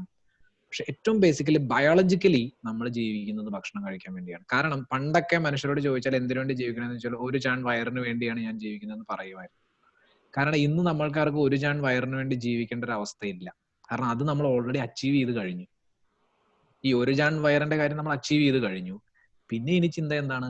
അത് കഴിഞ്ഞിട്ടുള്ള കാര്യങ്ങളാണ്. സ്വാഭാവികമായിട്ടും ബേസിക് ടു ദ കോർ നമ്മൾ വരുന്നേ ഇല്ല ഇപ്പം, അല്ലെ? അപ്പൊ ഇപ്പോഴും ആദിമ മനുഷ്യരായി ജീവിച്ചുകൊണ്ടിരിക്കുന്ന, അല്ലെങ്കിൽ ഈ നാഗരികതയൊന്നും ഇല്ലാതെ ജീവിച്ചുകൊണ്ടിരിക്കുന്ന ഒരു മനുഷ്യനോട് ചോദിച്ചാൽ അവരിപ്പോഴും ഭക്ഷണം കഴിക്കാൻ വേണ്ടി ജീവിച്ചുകൊണ്ടിരിക്കും. നേരത്തെ അന്നത്തിന് വേണ്ടി ജീവിക്കാം. അപ്പൊ അങ്ങനെ ഒരു മനുഷ്യനോട് ചോദിച്ചാൽ അവനെ സംബന്ധിച്ചിടത്തോളം ശരീരം എന്താന്ന് പറഞ്ഞാൽ വയറിന്റെ ചിന്തയാണ്.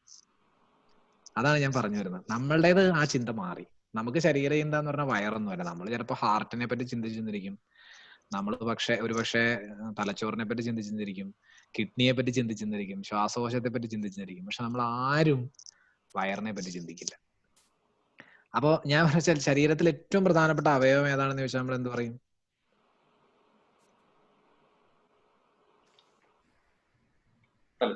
ഏതാ യോഗേഷ് ജി? ശരീരത്തിലെ ഏറ്റവും പ്രധാനപ്പെട്ട അവയവം ഏതാ? എന്റെ ഒരു മെറ്റബോളിക് ആക്ടിവിറ്റീസ് ശ്രദ്ധിക്കുന്നുള്ളതുകൊണ്ട് ഏറ്റവും എന്ത് ഉണ്ടാകുന്നത് വയറിൽ നിന്നാണല്ലോ, ഭക്ഷണത്തിൽ നിന്നാണല്ലോ. അപ്പൊ സ്റ്റൊമക്ക്, ആമാശയം എന്നുള്ളതാണ് എന്റെ ഒരു ധാരണ. അതില്ലെങ്കിൽ ഒന്നിലേക്ക് ഊർജം പോകുന്നില്ല. അതെ. ഒരാള് ഓർമ്മ എന്നുള്ള പേരിൽ ഇവിടെ കാണുന്ന അദ്ദേഹം ഏതാണ് ഏറ്റവും? തലച്ചോറ്. തലച്ചോറ്. പിന്നെ വേറെ ഏതാ? Brampton boat race Sanjay.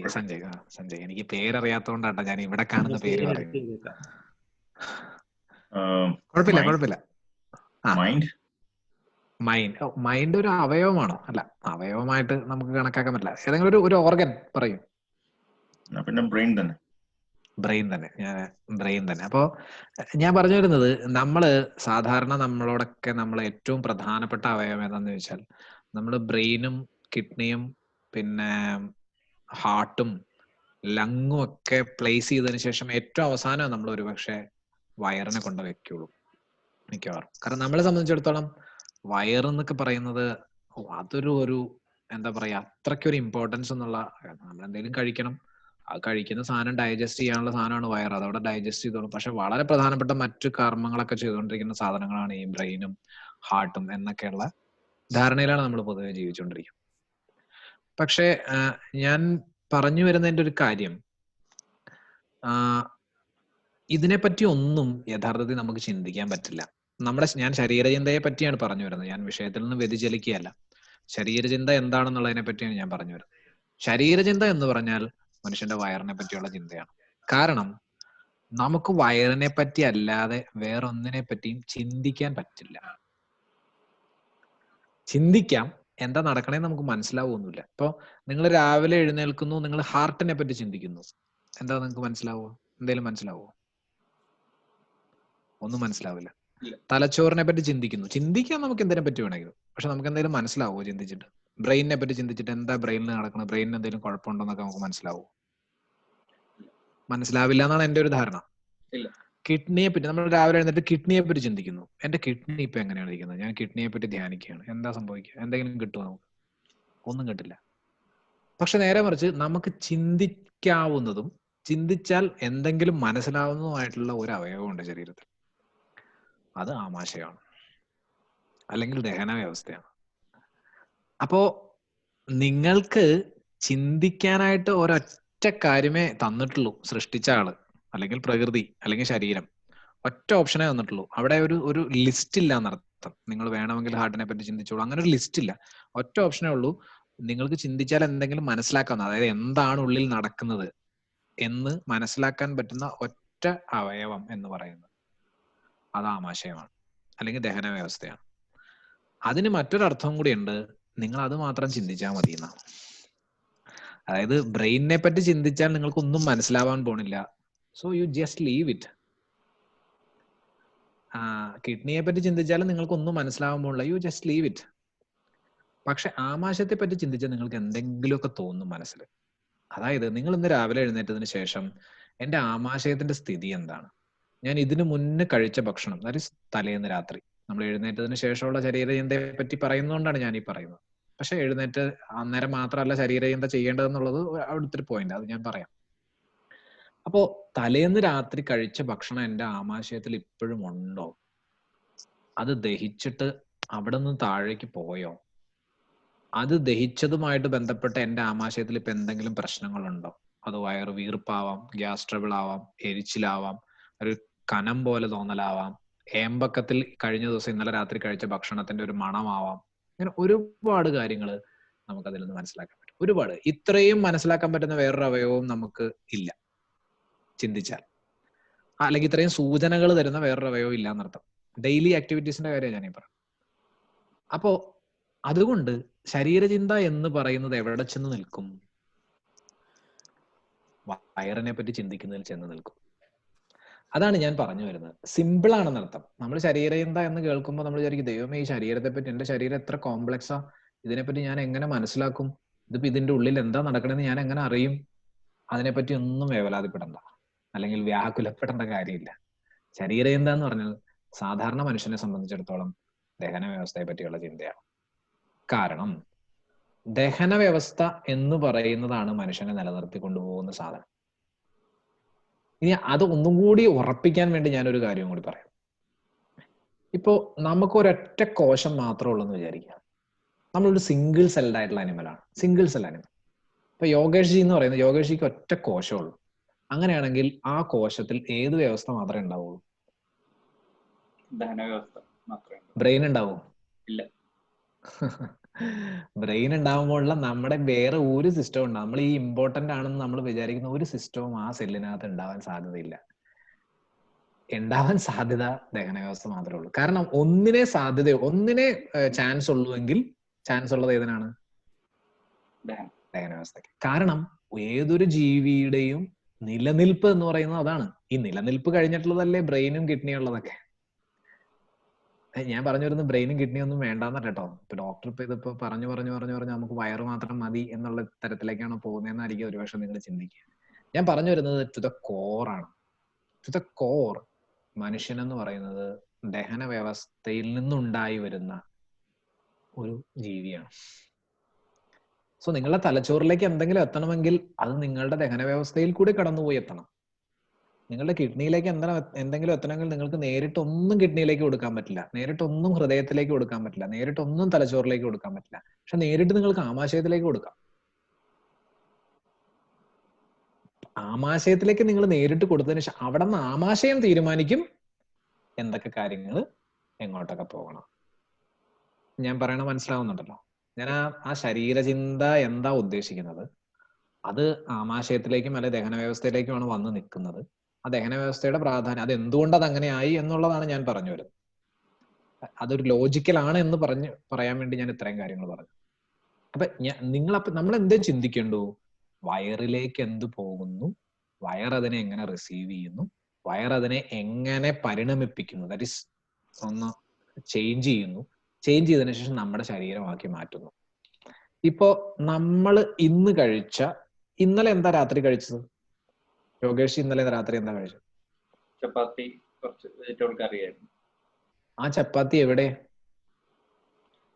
ഇപ്പോഴോ? ഇപ്പൊ എവിടെ? ലാർജ് ഇൻഡസ്ട്രിയിലായിരിക്കണം, വൻകുടലിലായിരിക്കണം. ആ ചപ്പാത്തി ലാർജ് ഇൻഡസ്ട്രിയിലുണ്ടോ?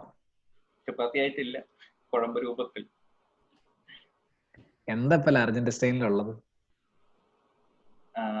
അതിന്റെ എന്താണ് ന്യൂട്രീഷൻ, പോഷകം എല്ലാം ആഗിരണം ചെയ്തതിന് ശേഷം വരുന്ന ഫൈബർ. ഓക്കെ. അപ്പോ ഇപ്പോ ചപ്പാത്തിയിൽ നിന്ന് വേണ്ടതൊക്കെ ഇപ്പോ യോഗേഷ്ജിയുടെ ശരീരം എടുത്തിട്ടുണ്ടാവും അല്ലെ? മലമായിക്കൊണ്ടിരിക്കുകയാണ്. മലമായിക്കൊണ്ടിരിക്കുകയാണ് അല്ലെ? അപ്പൊ ഇപ്പൊ ചപ്പാത്തി ഇല്ല. ഇപ്പൊ എന്താ ഉള്ളത്? അപ്പൊ അതിന്റെ വേസ്റ്റ് എന്ന് പറയാം. അതിന്റെ ഒരു അല്ല, അത് ദഹന വ്യവസ്ഥയുടെ അകത്തുള്ളത്. ബാക്കി ഭാഗം എങ്ങോട്ട് പോയി? മറ്റ് ശരീരത്തിന്റെ പോഷകം എന്ന നിലയ്ക്ക് എത്തേണ്ട അടുത്തേക്കൊക്കെ എത്തിച്ചോണ്ടിരിക്കുകയായിരിക്കണം. അതെന്തായി മാറിയെന്നാ ഞാൻ ചോദിക്കണേ? ഊർജമായി മാറി, യോഗേഷ് ജി ആയിട്ട് മാറി, ശരീരമായി മാറി. ഞാൻ പറയുന്നു വരുന്നത് നിങ്ങൾക്ക് മനസ്സിലാവുന്നില്ലേ? അതായത് ഇന്നലെ രാത്രി യോഗേഷ് ജി കഴിച്ച ചപ്പാത്തി ഇപ്പൊ യോഗേഷ് ജി ആയി മാറി. ഈ നമ്മളെപ്പോഴും എന്താ എനർജി ആയി മാറി, നമ്മള് ബ്ലഡ് ആയി മാറി. ഈ ഞാൻ പറഞ്ഞത് എന്നെയാണ് നിർമ്മിച്ചുകൊണ്ടിരിക്കുന്നത്. ചപ്പാത്തി പോയിക്കോട്ടെ, രാവിലെ കഴിച്ച ആഹാരത്തിന് ഇപ്പൊ ദഹനം പൂർത്തിയായി കാണുമല്ലോ. അതിന്റെ മലം വരെ ഒരുപക്ഷെ പുറത്തേക്ക് പോയിട്ടുണ്ടാവും. അതിനകത്തുനിന്ന് ഉണ്ടാക്കിയ ആ വസ്തു, ഞാൻ പറയണത് അത് ചപ്പാത്തി ആണെങ്കിൽ ചപ്പാത്തി അല്ല, അതിനകത്ത് പിന്നെ ഒരു സാധനം സ്വീകരിക്കപ്പെടുമല്ലേ? ചപ്പാത്തിയിൽ നിന്നൊരു ആഹാരത്തിന്റെ ഒരു സാരം എന്ന് പറയുന്ന ഒരു സാധനം അല്ലേ സ്വീകരിക്കപ്പെടുന്നത്. അത് നമ്മുടെ ദഹന വ്യവസ്ഥയുടെ അകത്തേക്ക് കയറി കഴിഞ്ഞാൽ, ദഹന വ്യവസ്ഥയുടെ അകത്തു നിന്ന് പിന്നെ നമ്മുടെ ശരീരത്തിന്റെ അകത്തേക്ക് പ്രവേശിച്ചു കഴിഞ്ഞാൽ പിന്നെ അത് നമ്മളായി മാറിയല്ലേ? നമ്മളായി മാറിയില്ലേ? അപ്പോ പ്രകൃതിയിൽ നിന്ന് പ്രകൃതിയെ നിർമ്മിക്കുന്ന പരിപാടിയാണ് ദഹന വ്യവസ്ഥയിൽ നടക്കുന്നത്. വൺ ഫോം ഓഫ് പ്രകൃതിയെ വേറൊരു ഫോം ഓഫ് പ്രകൃതിയാക്കി മാറ്റുന്ന പരിപാടിയാണ് ദഹന വ്യവസ്ഥയിൽ നടന്നുകൊണ്ടിരിക്കുന്നത്. അതായത് നമ്മളെന്ന് പറയുന്നത് പ്രകൃതി തന്നെയാണ് അല്ലെ? നമ്മുടെ ശരീരം അല്ലെങ്കിൽ ഞാൻ എന്ന് പറയുന്നത് പ്രകൃതിയാണ്. ആഹാരം, നമ്മൾ കഴിക്കുന്ന ചപ്പാത്തി, അതുണ്ടാക്കിയ ഗോതമ്പ് എന്ന് പറയുന്നത് പ്രകൃതിയാണ്. പക്ഷെ ഗോതമ്പിനെ ഞാനാക്കി മാറ്റണം. ഇപ്പൊ പ്ലേറ്റിന്റെ മുമ്പിൽ ഗോതമ്പ് ഇരിക്കുന്നുണ്ടല്ലേ? പ്ലേറ്റിന്റെ മുമ്പിൽ ഗോതമ്പ് ഇരിക്കുന്നുണ്ട്, അല്ല ചപ്പാത്തി ഇരിക്കുന്നുണ്ട്. പക്ഷെ 10-18 മണിക്കൂർ കഴിഞ്ഞ് കഴിഞ്ഞാൽ ഇത് ഞാനായി മാറി. ഈ ചപ്പാത്തി ഇല്ല, പിന്നെ ഞാനാണ്. ഞാൻ പറയണ മനസ്സിലാവുന്നുണ്ടോ? അപ്പൊ ഈ ചിന്തയോടെയാണോ നമ്മൾ ആഹാരം കഴിക്കുന്നത്? അല്ല. എപ്പോഴെങ്കിലും മുന്നിലിരിക്കുന്ന ഭക്ഷണം 14 മുതൽ 18 മണിക്കൂർ വരെ കഴിയുമ്പോൾ ഞാനായി മാറാൻ പോവുകയാണ് എന്ന് വിചാരിച്ചിട്ട് നമ്മൾ എപ്പോഴെങ്കിലും ഭക്ഷണത്തെ നോക്കിയിട്ടുണ്ടോ? പ്ലേറ്റിലിരിക്കുന്ന ഭക്ഷണത്തെ? ഇല്ല. ഇത് വളരെ പ്രധാനമാണ്. കാരണം അങ്ങനെ ചിന്തിച്ചു കഴിഞ്ഞാൽ നമ്മൾ ആ ഭക്ഷണത്തെ എഴുന്നേറ്റ് നിന്ന് തൊഴും ആദ്യമേ. കാരണം അയ്യോ, 18 മണിക്കൂർ കഴിയുമ്പോൾ ഞാനാവാനുള്ള സാധനമാണ് ഈ പ്ലേറ്റിന് മുമ്പിൽ ഇരിക്കുന്നത്. അപ്പോ ഇതിനെ തൊഴുതിട്ട് വേണം, കാരണം ഇത് ഞാൻ തന്നെയാണ് അല്ലെ? ഒരു മണിക്കൂറുകളുടെ വ്യത്യാസമുള്ള നടത്തി ഇത് ഞാനാവാൻ അല്ലേ? 18 മണിക്കൂർ മുമ്പ് ഇത് ചപ്പാത്തി ആയിരുന്നു, 18 മണിക്കൂർ കഴിയുമ്പോൾ ഇത് ഞാനാവും. സോ ഇത് വളരെ പ്രധാനപ്പെട്ട ഒരു ചിന്തയാണ് കേട്ടോ. ഈ ചിന്തയില്ലാതെ നമ്മൾ ആഹാരം കഴിച്ചാൽ, കാരണം നമുക്ക് എന്ത് വേണമെങ്കിലും കഴിക്കാം. ഇപ്പോ ഞാൻ വീണ്ടും വീണ്ടും ഉറപ്പിക്കാൻ വേണ്ടി ചില കാര്യങ്ങളും കൂടി പറയാം. ഇപ്പൊ നിങ്ങൾക്ക് ഓപ്ഷൻ തന്നെ, അതായത് സൃഷ്ടിച്ചിട്ട് മാത്രമേ ഉള്ളൂ ദൈവം അല്ലെ. നിങ്ങളുടെ ഒരു സെല്ല് അമ്മയുടെ അച്ഛന്റെയും അല്ലെ ഈ അണ്ടവും ബീജവും കൂടി ചേർന്ന് നമ്മളാകുന്ന ഒരു സൈഗോട്ട് ഉണ്ടായി. ആ സൈഗോട്ടിന് ജീവൻ വെപ്പിച്ചു. അത് ചെയ്തിട്ടുണ്ട് പ്രകൃതി. അല്ലെങ്കിൽ നമ്മൾ ദൈവത്തിൽ വിശ്വസിക്കുന്ന ആൾക്കാരാണ് ദൈവം എന്ന് വിചാരിച്ചോളൂ. ആരോ ഒരു ശക്തി, അദൃശ്യ ശക്തി. പക്ഷെ പിന്നെ ഒന്നും ദൈവത്തിന്റെ കയ്യിലല്ല. പിന്നെ ആരുടെ കയ്യിലാ? പിന്നെ മനുഷ്യന്റെ കയ്യിലാ. അത് ഗർഭപാത്രത്തിലായിരിക്കുമ്പോൾ അമ്മയുടെ കയ്യിലും, പുറത്തിറങ്ങി കഴിഞ്ഞാൽ പിന്നെ നമ്മുടെ കയ്യിലും. കാരണം പിന്നെ നമ്മുടെ ശരീരത്തെ എങ്ങനെ നിർമ്മിച്ചെടുക്കാം എന്ന് പിന്നെ തീരുമാനിക്കുന്നത് നമ്മളാ. പിന്നെ ദൈവത്തിന് ഒരു റോളും ഇല്ലെന്നർത്ഥം. പിന്നെ നമ്മൾ ദൈവത്തെ പറഞ്ഞിട്ടൊന്നും ഒരു കാര്യമില്ല എന്നർത്ഥം. പിന്നെ ഞാൻ എന്റെ ശരീരം എന്തുണ്ടാക്കി, ഇപ്പൊ ദൈവം നിങ്ങളുടെ മുന്നിൽ ഒരു ഓപ്ഷൻ വെച്ചിരിക്കുകയാണ്, അല്ലെങ്കിൽ ഒരു വരം തന്നിരിക്കുകയാണ്. നിങ്ങളുടെ ശരീരത്തെ ഇവിടെ ഇപ്പൊ ഞാൻ പറയാണ് ചെമ്പ് വെച്ചിട്ടുണ്ട്, ദൈവം പറയാണ് ചെമ്പ് വെച്ചിട്ടുണ്ട്, സ്വർണം വെച്ചിട്ടുണ്ട്, പിന്നെ വേറെ എന്തെങ്കിലും പ്ലാറ്റിനം വെച്ചിട്ടുണ്ട്, ഡയമണ്ട് വെച്ചിട്ടുണ്ട്. നിങ്ങൾക്ക് നിങ്ങളുടെ ശരീരത്തെ ഇഷ്ടമുള്ളത് കൊണ്ട് ഉണ്ടാക്കാം എന്ന് പറഞ്ഞാൽ നമ്മൾ നമ്മുടെ ശരീരത്തെ എന്തുകൊണ്ട് ഉണ്ടാക്കാന്ന് പറയും?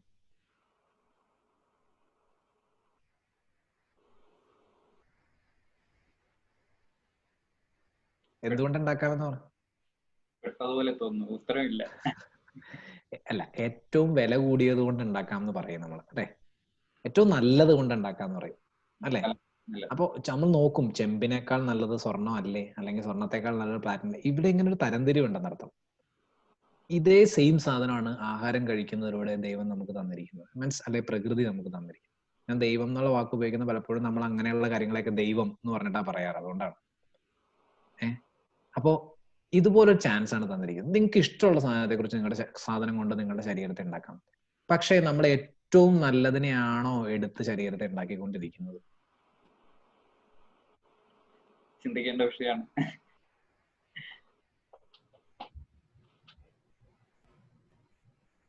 കേട്ടൂടാ ഡോക്ടറെ.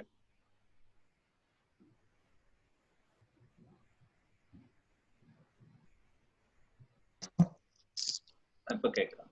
Okay okay okay, yes yes. അപ്പൊ അങ്ങനെ പോകുന്ന സമയത്ത് ഒന്ന് ജസ്റ്റ് പറഞ്ഞാൽ മതി കേട്ടോ, ഞാൻ അറിയില്ല ചിലപ്പോ. ഓക്കെ, അപ്പോ ഞാൻ പറഞ്ഞു വരുന്നത് അങ്ങനെ ഒരു ഓപ്ഷനാണ് ശരിക്കും നമുക്ക് തന്നിരിക്കുന്നത്. പക്ഷെ നമ്മൾ ആ ഓപ്ഷൻ യൂസ് ചെയ്യുന്നില്ല.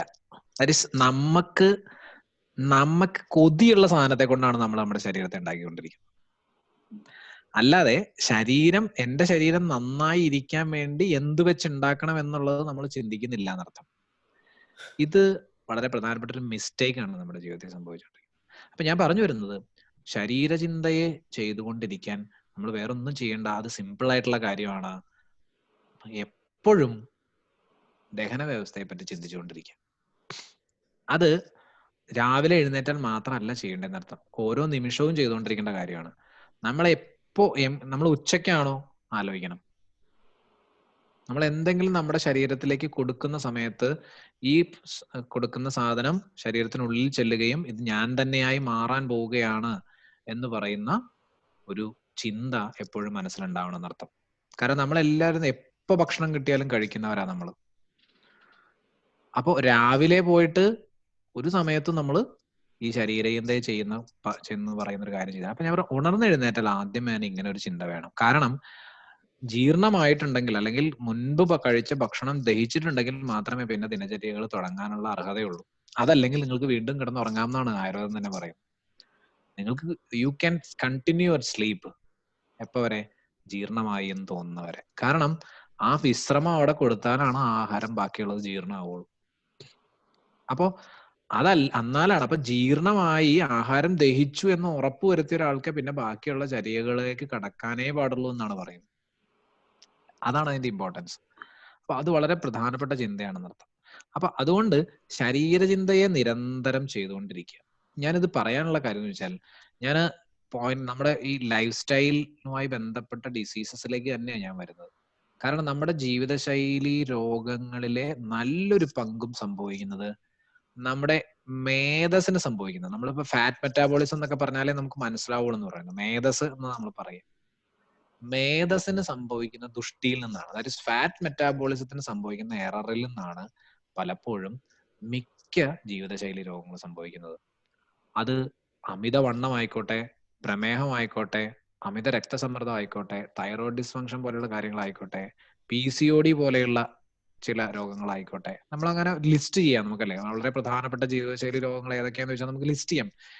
ഈ രോഗങ്ങളെല്ലാത്തിൻ്റെയും first stage, the base form ചെയ്യുന്നത് പലപ്പോഴും ഈ മേധോദുഷ്ടിയിൽ നിന്നാണ്. മേധസ് എന്ന് നമ്മൾ പറയുന്നത്, നമ്മൾ ഫാറ്റ് എന്ന് പറഞ്ഞാലാണ് എനിക്ക് തോന്നുന്നത് നിങ്ങൾക്ക് മനസ്സിലാവുള്ളൂ എന്ന് തോന്നുന്നു. പക്ഷെ ഫാറ്റ് എന്ന് പറഞ്ഞാൽ മുഴുവൻ അർത്ഥമായില്ല, എങ്കിലും ഞാൻ മനസ്സിലാവാൻ വേണ്ടി പറയുകയാണ്.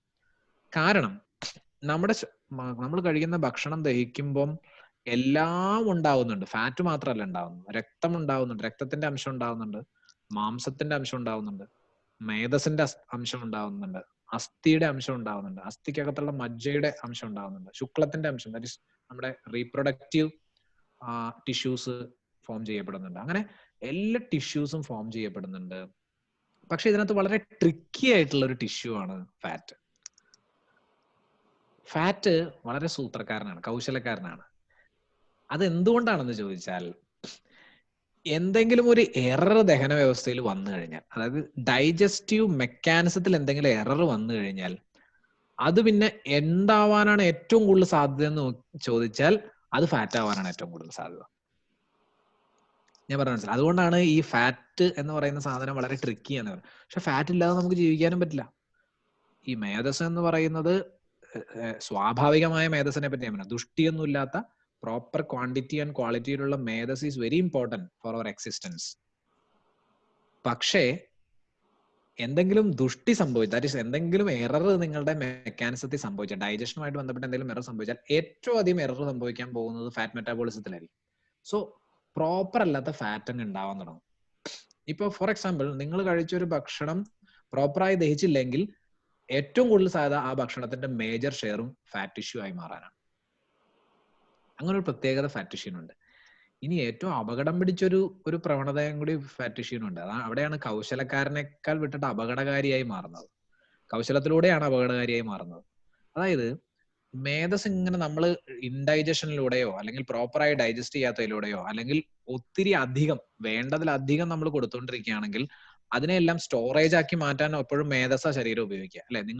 നമുക്ക് വേണ്ടത്ര, പക്ഷെ ഇപ്പൊ യോഗേഷിക്ക് വേണ്ടതിനേക്കാൾ ഭക്ഷണം യോഗേഷി കഴിച്ചുകൊണ്ടേയിരിക്കുകയാണ് ദിനം പ്രതി. അങ്ങനെയാണെങ്കിൽ യോഗേഷിക്ക് ആവശ്യമുള്ളത് എടുത്തതിന് ശേഷം ബാക്കിയുള്ളത് യോഗേഷിയുടെ ശരീരം എന്താക്കി മാറ്റും? സ്റ്റോറേജിന് വേണ്ടി. അല്ലെങ്കിൽ കുറെ വന്നു, ഇനിയിപ്പോ നമുക്ക് കുറച്ച് എടുത്ത് FD ഇടാം എന്നൊക്കെ പറയുന്ന പോലെ, അല്ലെ? ഒത്തിരി പൈസ വന്നു, നമ്മുടെ ആവശ്യത്തിന് കഴിഞ്ഞിട്ട് നമുക്ക് ബാക്കി FD ഇടാം, അല്ലെ ബാങ്കിൽ അടയ്ക്കാം എന്ന് പറയുന്നത് പോലെ ശരീരം അതങ്ങോട്ട്, ശരീരത്തിന് വേറെ ഒന്നും ചെയ്യാൻ പറ്റില്ല, അല്ലെ? ഇത് ഇത്രയും വേണ്ടത് അത് കളഞ്ഞേക്കെന്ന് പറഞ്ഞാൽ നമുക്ക് തരാൻ പറ്റില്ല. സോ ശരീരം അത് എന്ത് ചെയ്യും? അത് മുഴുവൻ മേധസാക്കി സ്റ്റോർ ചെയ്യും. അപ്പൊ അങ്ങനെ സ്റ്റോർ ചെയ്യാം. അത് എക്സസ് ചെന്നാൽ, ഇനി ഇംപ്രോപ്പർ ആയിട്ട് ഡൈജഷൻ സംഭവിച്ചാൽ ഞാൻ നേരത്തെ പറഞ്ഞതുപോലെ മേജർ ഷെയറും ഫാറ്റായി മാറും. പക്ഷെ അത് ക്വാളിറ്റി മെയിൻറ്റെയിൻ ചെയ്യാത്ത ഫാറ്റ് ആയിരിക്കും, മേധസായിരിക്കും. അപ്പൊ അതായത് പ്രോപ്പർ ക്വാളിറ്റി ഇല്ലാത്ത, ദുഷ്ടിയുള്ളത് എന്നാണ് കറക്റ്റ് ആയിട്ട് പറയുക. മേധോ ദുഷ്ടി എന്നാണ് ആയുർവേദം അതിന് പറയുന്ന വാക്ക്. ദുഷ്ടിയുള്ള മേധസ് ഫോം ചെയ്തുകൊണ്ടിരിക്കും. അപ്പോ ബൾക്ക് കൂടി, മേധസിന്റെ ബൾക്ക് കൂടി, ക്വാളിറ്റി കുറഞ്ഞു. ഇനി മേധസ് എന്താ ചെയ്യാൻ പോണെന്ന് അറിയാം. ഇനിയാണ് മേധസ് ഏറ്റവും ട്രിക്കി ഗെയിം കളിക്കാൻ പോകുന്നത്. ഇനി എന്താ വെച്ചാല് നമ്മൾ മറ്റേ ഈ കയ്യൂക്കുള്ളവൻ കാര്യക്കാരൻ എന്ന് പറയുന്ന സ്റ്റേറ്റിലേക്ക് ഇനി മാറും. അതായത് ഇപ്പൊ ഒരു സ്ഥലത്ത് ഭയങ്കരമായ ഒരു തെമ്മാടി ഉണ്ടെന്നുണ്ടെങ്കിൽ എല്ലാ സാധനങ്ങളുടെയും ആദ്യം മേജർ ഷെയർ പിന്നെ ആർക്ക് വേണം? തെമ്മാടിക്ക് വേണം. നമ്മൾ മറ്റേ ഈ കരം പിരിക്കുന്ന പോലെ നമ്മൾ മറ്റേ മാർക്കറ്റിലൊക്കെ പോയിട്ട്, അല്ലേ, ഈ ഏറ്റവും ഈ ഒരു പരിപാടി ഇല്ലേ, ചില മറ്റേ എന്താ പറയാ വില്ലന്മാരൊക്കെ വന്നിട്ട് എന്താ പറയാ അതിന്, ഗുണ്ടാപ്പിരിവ്, അത് തന്നെ ഗുണ്ടാപ്പിരിവ് വാങ്ങിക്കുന്ന ഒരു പരിപാടി ഉണ്ട്. പിന്നെ ഈ മേധസ് ഗുണ്ടയായിട്ട് മാറും. പിന്നെ എന്താ വെച്ചാല് എന്ത് ഭക്ഷണം കഴിച്ചാലും ഇതിന്റെ മേജർ ഷെയർ എനിക്ക് വേണമെന്ന് മേധസ് ആവശ്യപ്പെടാൻ തുടങ്ങും. ബിക്കോസ് ഞാനാണ് ഇപ്പൊ ഡോമിനന്റ്, എനിക്ക് ശരീരത്തിൽ ഡോമിനൻസ് ഉണ്ട്. അസ്ഥിയൊക്കെ അവിടെ നിൽക്കട്ടെ, മാംസമൊക്കെ അവിടെ നിൽക്കട്ടെ, രക്തമൊക്കെ അവിടെ നിൽക്കട്ടെ, ശുക്ലധാതു എല്ലാ കാര്യങ്ങളൊക്കെ അവിടെ നിൽക്കട്ടെ, അതൊക്കെ അവിടെ ഉണ്ട്. പക്ഷെ ഞാനാണ് ഡോമിനന്റ്. സോ ഇനി നിങ്ങൾ എന്ത് കഴിച്ചാലും ദഹന വ്യവസ്ഥയിൽ നിന്ന് എന്ത് വരുന്നോ അതിന്റെ മേജർ ഷെയർ എനിക്ക് കിട്ടിയേ പറ്റൂ എന്ന് ഇത് ഞാനൊരു കഥ പോലെ പറയുന്നതാട്ടോ, പെട്ടെന്ന് മനസ്സിലാവാൻ വേണ്ടി. സോ ഇതാണ് അതിന്റെ ഒരു സ്വഭാവം. അപ്പൊ ഞാൻ പറഞ്ഞു വെച്ചാൽ, പിന്നെ നിങ്ങൾ പഴം കഴിച്ചാലും, നിങ്ങൾ ചോറുണ്ടാലും, മനസ്സിലായില്ലേ, നിങ്ങൾ കഞ്ഞി കുടിച്ചാലും എങ്ങടാ പോവാം? അസ്ഥിയിലേക്കൊന്നും ചെല്ലാൻ പോണില്ല. ഇതൊക്കെ എടുത്തിട്ട്, മേധസ്സൊക്കെ എടുത്തിട്ട് ബാക്കി വെള്ളതും ഉണ്ടെങ്കിൽ അസ്ഥിയിലേക്കും മജ്ജയിലേക്കും പിന്നെ അപ്പുറത്തേക്കൊക്കെ ചെല്ലുള്ളൂ. അതിന്റെ അർത്ഥം ഞാൻ പറയണ മനസ്സിലാവുണ്ടോ? ഒരു ഈ ഡൗട്ട്. സ്ഥിതി പറയും. അതായത് ഇപ്പം ഇവിടെ ഈ ഇന്റർമിറ്റന്റ് ഫാസ്റ്റിങ്ങും കീറ്റോ ഡയറ്റും ഇവിടെ ഒരു ഫാഷൻ ആയിക്കൊണ്ടിരിക്കുകയാണ്. അത് ഈ ആയുർവേദം സപ്പോർട്ട് ചെയ്യുന്നുണ്ടോ എന്നൊന്ന് അറിഞ്ഞാൽ കൊള്ളാം. അതായത് ഈ ഫാസ്റ്റിംഗ് എന്ന് പറയുന്നത് ഒരു ചികിത്സയായിട്ടാണ് പലപ്പോഴും ആയുർവേദം കാണുന്നത്. ഫാസ്റ്റിംഗ് എന്ന് പറയുന്നതിനെ വളരെ ഫലപ്രദമായിട്ടുള്ള ഒരു ചികിത്സയായിട്ടാണ് പലപ്പോഴും കാണുന്നത്. അത് സിറ്റുവേഷൻ അനുസരിച്ചിട്ട് ചെയ്യേണ്ടതാണ് പലപ്പോഴും ഫാസ്റ്റിംഗ് എന്ന് പറയുന്നത്. അതായത് ഇപ്പൊ നമ്മൾക്ക് മുൻപ് കഴിച്ച ഭക്ഷണം ദഹിച്ചില്ല എന്ന് നമുക്ക് തോന്നുന്ന സമയത്ത് നമുക്ക് ഫാസ്റ്റ് ചെയ്യാം. മുമ്പ് കഴിച്ച ഭക്ഷണം ദഹിച്ചില്ല എന്ന് തോന്നുന്ന സമയത്ത് നമ്മൾ അങ്ങനെ പോലും ഫാസ്റ്റ് ചെയ്യാൻ ആഗ്രഹിക്കാത്തവരാണ്. നമ്മളിപ്പോ ദഹനക്കേട് കൊണ്ടൊരു പനി പിടിച്ചാൽ അതിന് എന്തെങ്കിലും ഭക്ഷണം കഴിക്കാവുന്ന മരുന്ന് തന്നെ കഴിച്ചുകൊണ്ട് എന്തെങ്കിലും ഭക്ഷണം കഴിക്കണം എന്ന് ആഗ്രഹിക്കുന്നവരാണ് നമ്മൾ. അപ്പൊ നമ്മളോട് ചോദിക്കാം, പനി പിടിച്ച ആളോട് ചോദിക്കുകയാണ്, നിങ്ങൾക്ക് ഭക്ഷണം കഴിച്ചിട്ട് കഴിക്കാവുന്ന മരുന്ന് വേണോ അതോ ഭക്ഷണം കഴിക്കാൻ പാടില്ലാത്ത തരം മരുന്ന് വേണോ എന്ന് ചോദിച്ചാൽ നമ്മൾ എന്ത് പറയും? എനിക്ക് പറ്റുമെങ്കിൽ ബിരിയാണി കഴിച്ചിട്ട് കഴിക്കാൻ പറ്റുന്ന ഭക്ഷണം മരുന്ന് തന്നെ വേണം. അല്ല, അതാ ഞാൻ പറഞ്ഞു തരുന്നത്. ഞാൻ പറഞ്ഞ ദഹനക്കേടിനെ മാറ്റാതെ പിന്നെ കഴിച്ചാലാണ് കൂടുതൽ ക്ഷീണം ഉണ്ടാവുക. ഞാൻ പറഞ്ഞ ദഹനക്കേട് എന്ന് പറയുന്ന ഒരു അവസ്ഥ വന്നു കഴിഞ്ഞാൽ, ഞാൻ ദഹനക്കേട് കൊണ്ടുള്ള പനിയാട്ടോ ഞാൻ പറയുന്നത്, അതല്ല എല്ലാ പനിയും ദഹനക്കേട് കൊണ്ടല്ല. ഒരു ഇൻഫെക്ഷൻ കൊണ്ടുണ്ടാകുന്ന പനിയിൽ ദഹനക്കേടല്ല, അവിടെ നമുക്ക് നന്നായി വിശക്കുമായിരിക്കും, അങ്ങനെയാണെങ്കിൽ കഴിക്കാം. ഞാൻ പറഞ്ഞു നിങ്ങൾക്ക് വിശക്കുന്നേ ഇല്ല, നിങ്ങൾക്ക് ഇൻഡൈജഷൻ കൊണ്ടാണ് പനി ഉണ്ടായേക്കണം നിങ്ങൾക്ക് 100% ഉറപ്പായാൽ പോലും നമുക്ക് എന്തെങ്കിലും കഴിക്കണം എന്ന് ആഗ്രഹിക്കുന്നവരാണ് നമ്മൾ. അപ്പോ അങ്ങനെ പോലും ഫാസ്റ്റ് ചെയ്യാൻ ആഗ്രഹിക്കാത്തവരാണ് നമ്മൾ. അപ്പൊ ഞാൻ പറഞ്ഞ നീഡ് ബേസ്ഡ് ആയിരിക്കണം എപ്പോഴും ഫാസ്റ്റിംഗ്. അതാണ് ആയുർവേദത്തിന്റെ കൺസെപ്റ്റ്. നമുക്ക് നീഡ് ഉണ്ടോ ഫാസ്റ്റ് ചെയ്യാം. ഭക്ഷണം ഒരു നേരം കഴിച്ചില്ലെങ്കിൽ കത്തിച്ചാമ്പലായി പോകുന്ന ആൾക്കാരുണ്ട്. അത് ശരീരപ്രകൃതി അനുസരിച്ചിട്ടാണ്. നമ്മൾ പറയും വാത പിത്ത കഫ ദോഷങ്ങളുടെ അടിസ്ഥാനത്തിൽ മനുഷ്യനെ കണ്ട്, ഞാൻ അത്രയും സാങ്കേതികതയിലേക്കൊന്നും കയറാത്തതാണ്, അങ്ങനെ പറയേണ്ട ആവശ്യമില്ലാത്തതുകൊണ്ട്. ഇതിനകത്ത് പൈത്തിക അല്ലെങ്കിൽ പിത്തത്തിന്റെ ആധിക്യമുള്ള ശരീരപ്രകൃതി ഉള്ളവരുണ്ട്. നമുക്കറിയാം, നമുക്ക് അവരെ പെട്ടെന്ന് തിരിച്ചറിയാൻ പറ്റും. അവർ ഭക്ഷണം കഴിച്ചു കഴിഞ്ഞാൽ 2-3 മണിക്കൂർ കൊണ്ട് തന്നെ ദഹിക്കും. അവർ ഭയങ്കരമായിട്ട് വെള്ളം കുടിക്കും. എത്ര ഭക്ഷണം കഴിച്ചു, ഒരു നേരം ഭക്ഷണം കഴിക്കാതിരുന്ന അവർ ചിലപ്പോൾ തലകറങ്ങി വീഴുകയൊക്കെ ചെയ്യും. അങ്ങനെയുള്ള ചില ആളുകളുണ്ട്. അവരൊന്നും ഫാസ്റ്റ് ചെയ്യാനേ പാടില്ല. പറഞ്ഞ മനസ്സിലായോ? അതുപോലെ തന്നെ ഇപ്പൊ രോഗം മറ്റെന്തെങ്കിലും, ഞാൻ നേരത്തെ പറഞ്ഞ ഒരു ഇൻഡൈജഷൻ അല്ലാത്ത തരം മറ്റു രോഗങ്ങളിൽ, ഇപ്പൊ നിങ്ങൾ നേരത്തെ പറഞ്ഞില്ലേ ക്ഷീണം ഉണ്ടാവില്ല എന്ന് പറഞ്ഞു, അങ്ങനത്തെ രോഗങ്ങളിൽ രോഗാവസ്ഥകളുള്ളവർ അല്പമായിട്ട് ഭക്ഷണം കഴിച്ചു അവർ ഫാസ്റ്റ് ചെയ്യാനേ പാടില്ല. ഭയങ്കര ഏജ്ഡ് ആയിട്ടുള്ള ആളുകൾ, വൃദ്ധന്മാരെന്ന് നമ്മൾ വിളിക്കുന്ന ആളുകൾ ഫാസ്റ്റ് ചെയ്യാൻ പാടില്ല. കുഞ്ഞു കുട്ടികൾ ഫാസ്റ്റ് ചെയ്യാൻ പാടില്ല.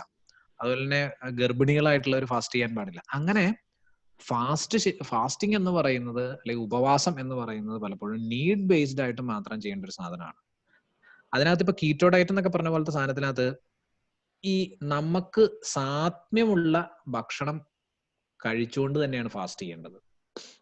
അതല്ലാതെ എന്തെങ്കിലും നമ്മൾ ഇതുവരെ കഴിച്ച് ശീലിച്ചിട്ടില്ലാത്തൊരു സാധനത്തെ ഇൻട്രൊഡ്യൂസ് ചെയ്തുകൊണ്ട് ഒരിക്കലും ഒരു ഫാസ്റ്റിംഗ് ചെയ്യരുത്. ഇപ്പൊ കീറ്റോ ഡയറ്റ് എന്ന് പറഞ്ഞാൽ ഒരു പക്ഷേ നമ്മൾ പലപ്പോഴും ഇതുവരെ ഇപ്പൊ ഇവിടെ കേരളത്തിലുള്ള പലരും മെഡിറ്ററേനിയൻ ഡയറ്റ് ചെയ്യാറുണ്ട്.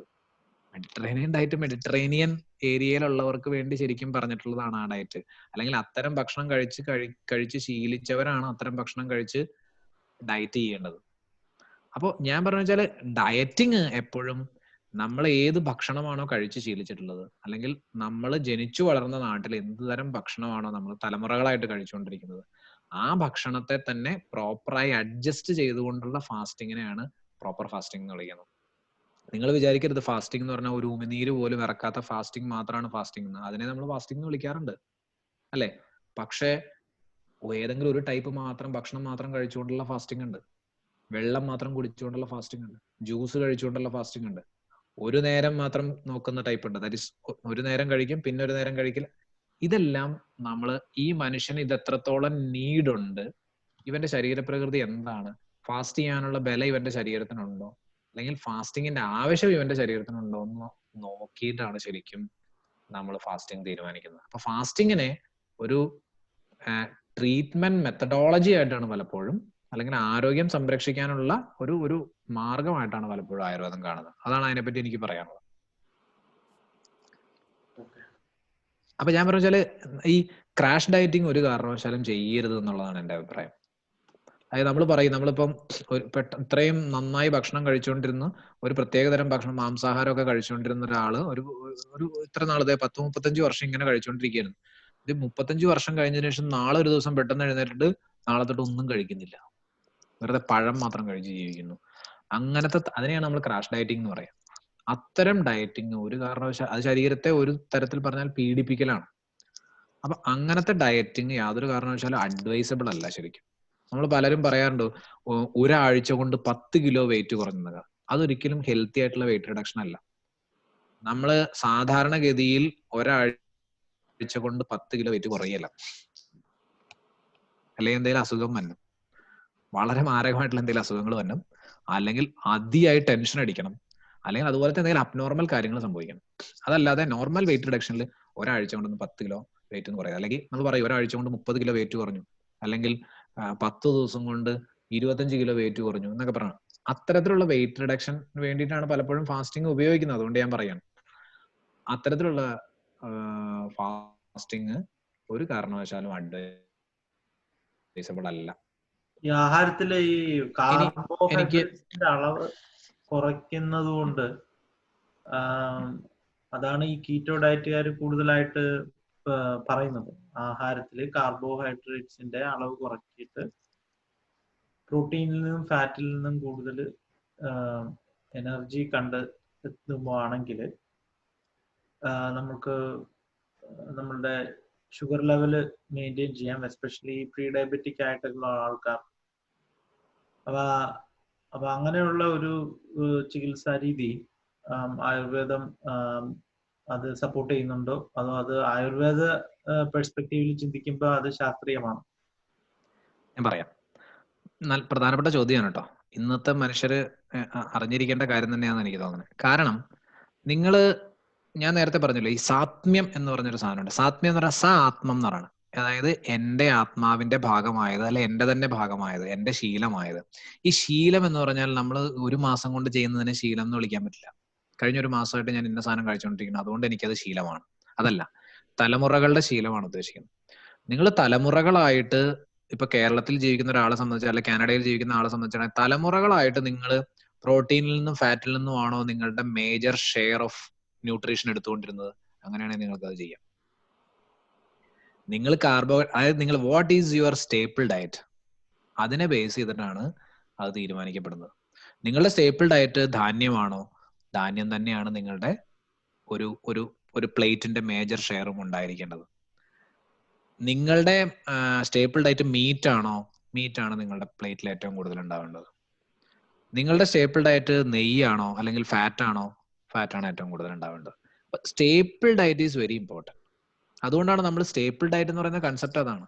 അതായത് ഒരു പ്രദേശത്തെ ആളുകൾ അരിയോ ഗോതമ്പോ ചോളമോ ബജറയൊക്കെ പോലത്തെ ധാന്യങ്ങൾ കഴിച്ചിട്ടാണ് ജീവിക്കുന്നത് എങ്കിൽ തലമുറകളായി അവർ അങ്ങനെയാണ് കഴിച്ച് ശീലിച്ചത്. അവരുടെ ശരീരത്തിന്റെ കോൺസ്റ്റിറ്റ്യൂഷൻ അങ്ങനെയാണ്, അല്ലെങ്കിൽ ദഹനവ്യവസ്ഥയുടെ കോൺസ്റ്റിറ്റ്യൂഷൻ അങ്ങനെയാണെന്നുണ്ടെങ്കിൽ അതിനെ വയലേറ്റ് ചെയ്യാൻ പാടില്ല ശരിക്കും. അപ്പോ നിങ്ങളുടെ ശീലങ്ങളിൽ നിന്ന് നിങ്ങൾ വ്യതിചലിച്ചുകൊണ്ടുള്ള ടൈപ്പ് ഓഫ് ഡയറ്റിങ്, അതിനെപ്പറ്റിയാണ് ഞാൻ നേരത്തെ പറഞ്ഞത്. അതുകൊണ്ട് ഇപ്പൊ മലയാളിയെ സംബന്ധിച്ചിടത്തോളം മലയാളി മേജർ സ്റ്റേപ്പിൾ ഡയറ്റ് എന്ന് പറയുന്നത് ധാന്യമാണ്, സീരിയലാണ്. സോ നമ്മളുടെ ആഹാരത്തിൽ അതിനെ വേണമെങ്കിൽ കുറയ്ക്കാം. പോർഷൻസ് മൊത്തത്തിൽ കുറയ്ക്കുമ്പോൾ നമുക്ക് കുറയ്ക്കാം. അതായത് ഇപ്പൊ നിങ്ങൾ ഒരു കയ്യിൽ 2 കയ്യിൽ ചോറ് കൊണ്ടിരുന്നത് നിങ്ങൾക്ക് ഒരു കയ്യിലാക്കാം. പക്ഷെ നിങ്ങൾ ചോറേ ഉണ്ണാതെ നാളെ തൊട്ട് ബീഫ് മാത്രമാണ് കഴിക്കുന്നത് എന്ന് പറയുന്നത് ഒരു കാരണവശാലും അഡ്വൈസബിൾ അല്ല. എന്നിട്ട് നിങ്ങൾ എന്താ ചെയ്യേണ്ടതെന്ന് വെച്ചാൽ നിങ്ങൾ ആ ഭക്ഷണം നിങ്ങൾ കഴിക്കുന്ന ഭക്ഷണം നിങ്ങൾ നീഡ് ബേസ്ഡ് ആയിട്ടാണോ കഴിക്കുന്നത്? അതാണ് ഏറ്റവും പ്രധാനം. ഞാൻ നേരത്തെ പറഞ്ഞു വന്നതാണ്. നീഡ് ബേസ്ഡ് എന്ന് പറഞ്ഞാൽ ഏറ്റവും പ്രധാനപ്പെട്ട നീഡ് എന്താ? നിങ്ങൾക്ക് വിശപ്പുണ്ടാവണം. സോ നിങ്ങൾക്ക് വിശപ്പുണ്ടായി, ആ വിശപ്പുണ്ടായതിന്റെ ബേസിസിലാണോ നിങ്ങൾ കഴിച്ചത്?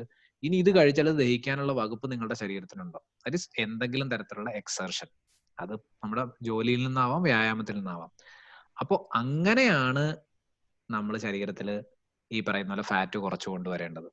അപ്പൊ ഞാൻ ഈ ഫാറ്റിലേക്ക് തന്നെയാണ് പിന്നെ എത്തുന്നത്. കാരണം ഞാൻ നേരത്തെ പറഞ്ഞ പോലെ നമ്മൾ ഈ വണ്ണം വെക്കുന്നു എന്ന് പറഞ്ഞാൽ എന്താ? മസിലാണ്. വണ്ണം വെക്കുന്നു പറഞ്ഞാൽ എന്താ? വണ്ണം വെക്കുന്നു പറഞ്ഞാൽ ഫാറ്റാണ് മിക്കവാറും. Major portion ഫാറ്റാണ്. സോ ഞാൻ പറയുന്നത് ഈ അതാണ് ഇതിനകത്ത് ഏറ്റവും പ്രധാനപ്പെട്ട കാര്യവും. അപ്പൊ വണ്ണം കുറയ്ക്കാനായിട്ട് നമ്മൾ ചെയ്യുന്ന ആക്ടിവിറ്റീസ് എല്ലാം ആരോഗ്യകരവും കൂടി ആയിരിക്കണം. അപ്പൊ ഞാൻ നേരത്തെ പറഞ്ഞതുപോലെ നമ്മുടെ മെറ്റാബോളിസത്തിന് എന്തെങ്കിലും എറർ ഉണ്ട്, ഡൈജസ്റ്റീവ് സിസ്റ്റത്തിന് എന്തെങ്കിലും എറർ ഉണ്ടെങ്കിലോ അല്ലെങ്കിൽ നമ്മൾ അമിതമായിട്ടാണോ ഭക്ഷണം കഴിക്കുന്നതെങ്കിൽ ഏറ്റവും പ്രശ്നം ഉണ്ടാവാൻ പോകുന്നത് മേധസ്സിനാണ്, ഫാറ്റിനാണ്.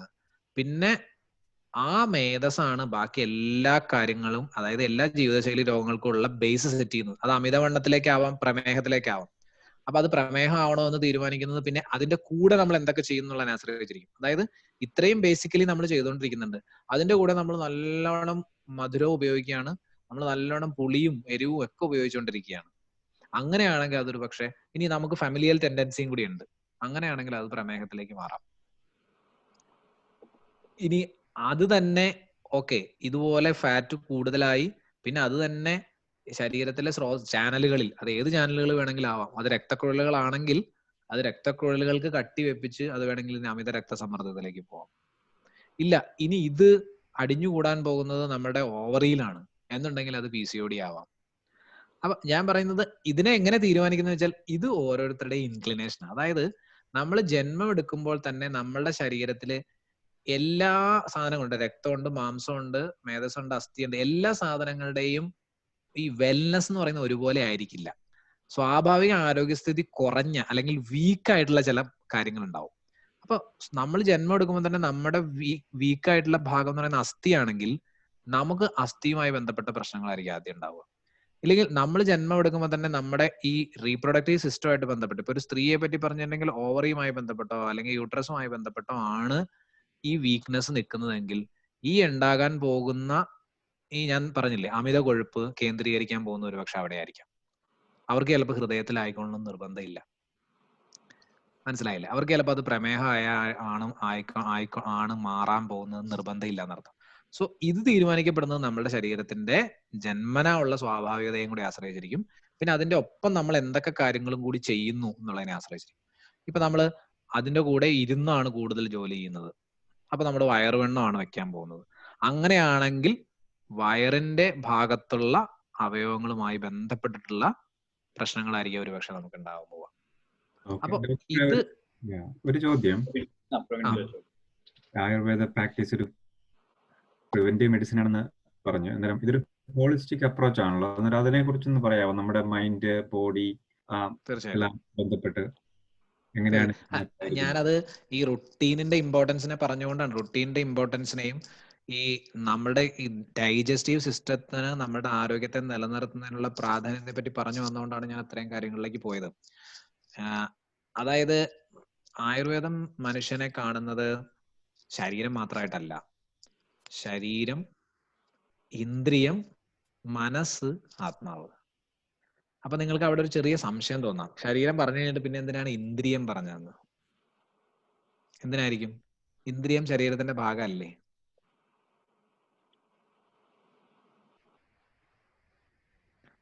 ഇന്ദ്രിയങ്ങൾ ശരീരത്തിന്റെ ഭാഗമല്ലേ? ആണോ? അതെ അതെ. പിന്നെ എന്തിനായിരിക്കും ശരീരവും ഇന്ദ്രിയവും മനസ്സും ആത്മാവും ചേർന്നാണ് മനുഷ്യൻ എന്ന് പറയേണ്ടി വന്നത്? ഫിസിക്കൽ മാത്രമല്ല, ഇന്ദ്രിയങ്ങളുടെ പ്രവർത്തനം ഫിസിക്കൽ ലെവലിൽ മാത്രമല്ല. ഇപ്പൊ മരിച്ചു കിടക്കുന്ന ആൾക്കും തൊക്കും അതും ചെവി എല്ലാം ഉണ്ട്, പക്ഷെ ആൾ കേൾക്കുന്നില്ല, കാണുന്നില്ല. അപ്പൊ അതിന് വേറൊരു തലത്തിലുള്ള അത് ഇന്ദ്രിയങ്ങളുടെ ആ അവയവം മാത്രമേ ഉള്ളത്. ഈ ത്വക്ക് എന്ന് പറഞ്ഞ ഇന്ദ്രിയം അല്ല ശരിക്കും. ത്വക്ക് എന്ന് പറഞ്ഞ ഇന്ദ്രിയത്തിന്റെ സീറ്റ് മാത്രമാണ്. സ്പർശം എന്ന് പറയുന്നതാണ് ഇന്ദ്രിയം, ടച്ചാണ് ഇന്ദ്രിയം. കേൾവിയാണ് ഇന്ദ്രിയം, ചെവിയല്ല. മരിച്ചു കിടക്കുന്ന ആൾക്കും ചെവിയുണ്ട്, നമുക്കും ചെവിയുണ്ട്, പക്ഷെ മരിച്ചു കിടക്കുന്ന ആൾക്ക് കേൾവിയില്ല, ഇന്ദ്രിയമില്ല. അപ്പൊ ഞാൻ പറഞ്ഞു വെച്ചാൽ ഇന്ദ്രിയത്തിന് ഭയങ്കര ഇമ്പോർട്ടൻസ് ഉണ്ട്. അതുകൊണ്ട് തന്നെയാണ് ഇന്ദ്രിയത്തെ സെപ്പറേറ്റ്ലി പറഞ്ഞത്. കാരണം മനുഷ്യൻ ഈ പ്രപഞ്ചവുമായിട്ട് കണക്ട് ചെയ്തുകൊണ്ടാണ് ജീവിക്കുന്നത്. അങ്ങനെ ഒരു ജീവിതമേ മനുഷ്യനുള്ളൂ. അപ്പോ ഈ കണക്ഷൻ വരുന്നത് ഇന്ദ്രിയത്തിലൂടെയാണ്. അതായത് നിങ്ങളുടെ ശരീരത്തിലേക്ക്, നിങ്ങളുടെ ജീവിതത്തിലേക്ക് എന്തെങ്കിലും സംഭവിക്കണമെങ്കിൽ ഈ ഇന്ദ്രിയങ്ങളിലൂടെ മാത്രമേ സംഭവിക്കുകയുള്ളൂ. സോ നിങ്ങളുടെ നിലനിൽപ്പിന് ഇന്ദ്രിയം ഈസ് വെരി ഇമ്പോർട്ടൻറ്റ്. അതുകൊണ്ടാണ് ശരീരത്തെ ഇന്ദ്രിയം എന്ന്. ഇപ്പൊ നിങ്ങളുടെ കാഴ്ച നിങ്ങളുടെ ആരോഗ്യത്തെ സ്വാധീനിക്കും, നിങ്ങളുടെ കേൾവി നിങ്ങളുടെ ആരോഗ്യത്തെ സ്വാധീനിക്കും. നിങ്ങളൊന്ന് സങ്കല്പിച്ച് നോക്കിയേ, നിങ്ങൾ ഓർമ്മ വെച്ച നാള് മുതൽ അച്ഛൻ അമ്മയെ തെറി വിളിക്കുന്നത് കേട്ട് തന്നെ വളർന്നുകൊണ്ടിരിക്കണം. വേറെ ഒന്നും നിങ്ങൾ കേട്ടിട്ടില്ല അച്ഛൻ്റെ വായിന്ന്. എങ്ങനെയായിരിക്കും നിങ്ങളുടെ ആരോഗ്യം? ആലോചിച്ചിട്ടുണ്ടോ? ഡിസ്റ്റർബ് ആയി. മോശമായിട്ടുള്ളത് മാത്രം കണ്ടിട്ടാണ് നിങ്ങൾ വളർന്നിട്ടുള്ളത്. അത് ടി വിയിലൂടെ ആവാം, നേരിട്ടാവാം, അല്ലാതെ ആവാം. കാഴ്ച മനസ്സിലായില്ലേ? എങ്ങനെയായിരിക്കും നിങ്ങളുടെ ആരോഗ്യം ഉണ്ടാവുക? പറഞ്ഞ മനസ്സിലായോ? അപ്പോ ഞാൻ പറഞ്ഞ ഇന്ദ്രിയങ്ങൾക്ക് വലിയ പ്രാധാന്യമുണ്ട്. കാരണം ഇന്ദ്രിയങ്ങളിലൂടെയാണ് മനുഷ്യൻ ഈ സ്റ്റേ കണക്റ്റഡ് എന്ന് പറയുന്ന സാധനം. അല്ലെങ്കിൽ കണക്ഷൻ ഇല്ല. പുറം ലോകമായിട്ടുള്ള ബന്ധം എന്ന് പറയുന്നതല്ലേ മനുഷ്യൻ ജീവിച്ചിരിക്കുന്നതിന്റെ തെളിവ്, അല്ലെ? അത് ഈ 5 രീതിയിലേ ഉള്ളൂ. ഒന്നില്ലെങ്കിൽ സ്പർശം, അല്ലെങ്കിൽ കേൾവി, അല്ലെങ്കിൽ ഗന്ധം, അല്ലെ, മണക്കുക, അല്ലെങ്കിൽ എന്താ, കാണുക. ഇങ്ങനെ 5 രീതിയിലാണ് നമുക്ക് ഈ കണക്റ്റഡ് ആയിട്ട് ഇരിക്കാൻ പറ്റുള്ളൂ പ്രപഞ്ചമായിട്ട്. അതുകൊണ്ടാണ് മനുഷ്യൻ എക്സിസ്റ്റൻസ് ഉണ്ടെന്ന് നമ്മൾ പറയണത്. അപ്പോ അതുകൊണ്ടാണ് ശരീരം, ഇന്ദ്രിയങ്ങളുടെ ആരോഗ്യം വളരെ പ്രധാനപ്പെട്ടതാണ്. ഞാൻ പറഞ്ഞ കണ്ണിന്റെ ആരോഗ്യമല്ല ഞാൻ പറയുന്നത്. കണ്ണെന്ന് പറഞ്ഞാൽ കണ്ണ് ഈസ് ആൻ ഓർഗൻ. അത് ശരീരം തന്നെയാണ്, ശരീരത്തിലെ ഒരു അവയവമാണ്. ചെവി ഈസ് ആൻ ഓർഗൻ, ഒരു അവയവമാണ്. പക്ഷെ കേൾവി എന്ന് പറയുന്നത് തന്നെയാണ് ഇന്ദ്രിയം എന്ന് പറയുന്നത്. നിങ്ങളൊരു മനുഷ്യനെ ആരോഗ്യം ഇല്ലാത്തവനാക്കി മാറ്റാം. എങ്ങനെയാണെന്നറിയോ? ഈ നെഗറ്റീവ് ആയിട്ടുള്ള കാര്യങ്ങൾ മാത്രം ആ മനുഷ്യന്റെ ചെവി പറഞ്ഞുകൊണ്ടിരുന്നത്. ഒരു ദിവസം രാവിലെ എഴുന്നേൽക്കുമ്പോൾ തൊട്ട് ഒരു കൊച്ചിനോട് നിങ്ങൾ പറഞ്ഞുകൊണ്ടിരിക്കണം, നിന്നെ ഒന്നിനും കൊള്ളില്ല, നിന്നെ ഒന്നിനും കൊള്ളില്ല. പിറ്റേ ദിവസം രാവിലെ എഴുന്നേൽക്കുമ്പോൾ അവൻ ആദ്യം കേൾക്കുന്നത് നിന്നെ ഒന്നിനും കൊള്ളില്ല എന്നാണ്. എന്തായിരിക്കും ആ മനുഷ്യൻ ഉണ്ടാവാൻ പോവാ? ഒന്നിനും കൊള്ളാത്തവനായിട്ട് അവൻ മാറും. അപ്പൊ അല്ലെങ്കിൽ അവൻ എന്തെങ്കിലും തരത്തിലുള്ള മാനസികമോ ശാരീരികമോ ആയിട്ടുള്ള അസുഖം വരും, ഉണ്ടാവാനുള്ള സാധ്യത. അപ്പൊ ഞാൻ പറഞ്ഞ ശരീരം, ഇന്ദ്രിയം, മനസ്സ്. മനസ്സിന്റെ പ്രാധാന്യം വളരെ വലുതാണ്. കാരണം വെച്ചാൽ ഇന്ദ്രിയം പ്രോപ്പറായിട്ടും കാര്യമില്ല. കാരണം ഇന്ദ്രിയത്തിൽ നിന്ന് മനസ്സാണ് ഈ കാര്യങ്ങളെല്ലാം സ്വീകരിച്ചിട്ട് ആത്മാവ് എന്ന് പറഞ്ഞ കൺസെപ്റ്റും കൂടി ഉണ്ട് അവിടെ. കാരണം ശരീരം, ഇന്ദ്രിയം, മനസ്സ്, ആത്മാവും കൂടി ചേർന്നാലാണ് മനുഷ്യനാവുള്ളൂ എന്നാണ് പറയുന്നത്. അപ്പൊ ആത്മാവ് എന്ന് പറഞ്ഞാൽ ഞാൻ എന്ന് പറയുന്ന അംശമാണ്. ഇപ്പൊ എന്റെ കൈ എന്ന് പറയുന്നതിനകത്തെ എന്റെ എന്ന് പറയുന്ന സാധനം ഉണ്ടല്ലോ, അല്ലെ? കൈ എന്ന് പറഞ്ഞാൽ ശരീരമാണ്, എന്റെ എന്ന് പറയുന്ന സാധനത്തിനെയാണ് ആത്മാവ് എന്ന് പറയുന്നത്. സോ അതും കൂടി ചേർന്നാലാണ് മനുഷ്യനാവുള്ളൂ എന്നാ പറയുന്നത്. അപ്പൊ ആത്മാവിലേക്ക് ഈ കാര്യങ്ങളെല്ലാം എത്തിക്കുന്നത്. അപ്പൊ എനിക്ക് ഇത് സുഖമാണ്, നമ്മൾ ചോദിക്കുകയാണ് നിങ്ങൾക്ക് സുഖമാണോ എന്ന് പറയുമ്പോൾ അതെ എനിക്ക് ഇത് സുഖമാണ്, അല്ലെങ്കിൽ ഇപ്പൊ തന്ന ഈ സാധനം എനിക്ക് സുഖമാണ്, എനിക്ക് കഴിച്ചിട്ട് നല്ല സുഖമുണ്ട് എന്ന് നമ്മൾ തീരുമാനിക്കുന്നത് ആത്മാവാണ്. അതറിയുന്നത് എനിക്ക് സുഖമാണിത്, എനിക്കിപ്പോൾ സുഖമാണ്, അല്ലെങ്കിൽ അസുഖമാണെന്ന് നമ്മൾ വിചാരിക്കുന്നത് ആത്മാവിലാണ് വിചാരിക്കുന്നത്. അപ്പോൾ അതിലേക്ക് എത്തിക്കുന്നത് മനസ്സാണ്. അപ്പൊ മനസ്സും കൂടി തീരുമാനിച്ചാലാണ്. അപ്പൊ നമുക്ക് വേണമെങ്കിൽ കണ്ണ് തുറന്നു വെക്കാം, പക്ഷെ ഇപ്പൊ നിങ്ങൾക്ക് വേണമെങ്കിൽ ഇവിടെ കണ്ണ് തുറന്നു വെക്കാം, പക്ഷെ കാണാതിരിക്കാം. നിങ്ങളിപ്പോ ഇവിടെ ഇരിക്കേണ്ട, യോഗേഷി ഇപ്പൊ ഇവിടെ ഇരിക്കേണ്ട കണ്ണ് തുറന്നാണ് ഇരിക്കുന്നത്, പക്ഷെ യോഗേഷി എന്നെ കാണണമെന്നൊരു നിർബന്ധമില്ല. കാരണം വെച്ചാൽ കാഴ്ച എന്ന് പറയുന്ന സാധനം ഉണ്ട്, പക്ഷെ മനസ്സ് പ്രോസസ് ചെയ്യുന്നില്ല. മനസ്സ് വേറെന്തോ കാര്യത്തിൽ ഇരിക്കുകയാണ്. മനസ്സിപ്പോ യോഗേഷിയുടെ മനസ്സ് ഓഫീസിലാണെങ്കിലോ, യോഗേഷി ശരീരം അവിടെ ഉണ്ട്, ഇന്ദ്രിയം അവിടെ ഉണ്ട്, ആത്മാവ് അവിടെ ഉണ്ട്, പക്ഷെ മനസ്സ് മിസ്സിംഗ് ആണ്. മനസ്സ് മിസ്സിംഗ് ആണെങ്കിൽ ഈ കാഴ്ചയില്ല. ഞാൻ പറയണ മനസ്സിലാവുണ്ടോ? അപ്പോ മനസ്സിന്റെ പ്രസൻസ്, മനസ്സ് എവിടെ പോയി എന്ന് ചോദിച്ചാൽ മനസ്സ് പോയി ഓഫീസിലാണ്. കാരണം മനസ്സിന് അങ്ങോട്ട് പോകാൻ പറ്റും, സൂക്ഷ്മമാണ്. നമ്മൾ ഇവിടെ ഇരിക്കുമ്പോഴും നമ്മുടെ മനസ്സിന് ഓഫീസിൽ പോകാൻ പറ്റും. അല്ലെങ്കിൽ വീട്ടിലെ അവസ്ഥയിലേക്ക് ഇപ്പൊ നാട്ടിലൊരു അസുഖകരമായ ഒരു സാഹചര്യത്തിലാണ് ഇപ്പൊ യോഗേഷി ഇവിടെ ഇരിക്കുന്നതെങ്കിൽ യോഗേഷി ഞാൻ പറയുന്നത് എന്തെങ്കിലും കേൾക്കുവോ? ഒന്നും കേൾക്കില്ല. എന്നെ കാണുമെന്ന് പോലും നിർബന്ധമില്ല. ഞാൻ ഇങ്ങനെ പറഞ്ഞോണ്ടിരിക്കുന്നുണ്ടാവും, യോഗേഷിയുടെ ചെവി അത് റിസീവ് ചെയ്യുന്നുണ്ടാവും, കേൾവി എന്ന് പറയുന്ന സാധനം അവിടെ നടക്കുന്നുണ്ട്, പക്ഷെ ആത്മാവിൽ എത്തുന്നില്ല. എന്തുകൊണ്ടാണ്? മനസ്സ് അവിടെ ഇല്ല. അപ്പൊ മനസ്സെന്ന് പറയുന്നൊരു സാധനം ഉണ്ട്, അതാണ് പ്രോസസ് ചെയ്ത് ആത്മാവിലേക്ക് കൊടുക്കുന്നത്. അപ്പൊ ഞാൻ പറഞ്ഞ മനസ്സിനെ ദുഷിപ്പിക്കാൻ ഇതിനെല്ലാത്തിനും പറ്റും, ഇന്ദ്രിയങ്ങൾക്ക് പറ്റും എന്നാണ്. അപ്പൊ ഇന്ദ്രിയങ്ങൾ ബേസിക്കലി മനസ്സിനെ ദുഷിപ്പിച്ചിട്ടാണ് രോഗങ്ങൾ ഉണ്ടാക്കുന്നത്. അപ്പൊ ഞാൻ യോഗേഷിയോട് ഒരു മോശം കാര്യം പറഞ്ഞുകൊണ്ടിരിക്കുന്നു.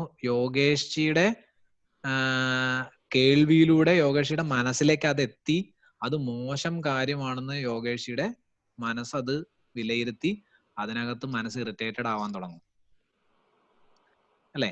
ബുദ്ധിയും കൂടി ചേർന്ന് പ്രവർത്തിക്കും. മനസ്സും ബുദ്ധിയും ഒരുമിച്ച് ചേർന്ന് പ്രവർത്തിക്കുന്ന സാധനങ്ങളാ. ബുദ്ധി ഇല്ലാതെ അത് പറ്റില്ല. കാരണം ഇത് മോശം കാര്യമാണെന്ന് യോഗേഷിക്ക് മനസ്സിലാവണ്ടേ.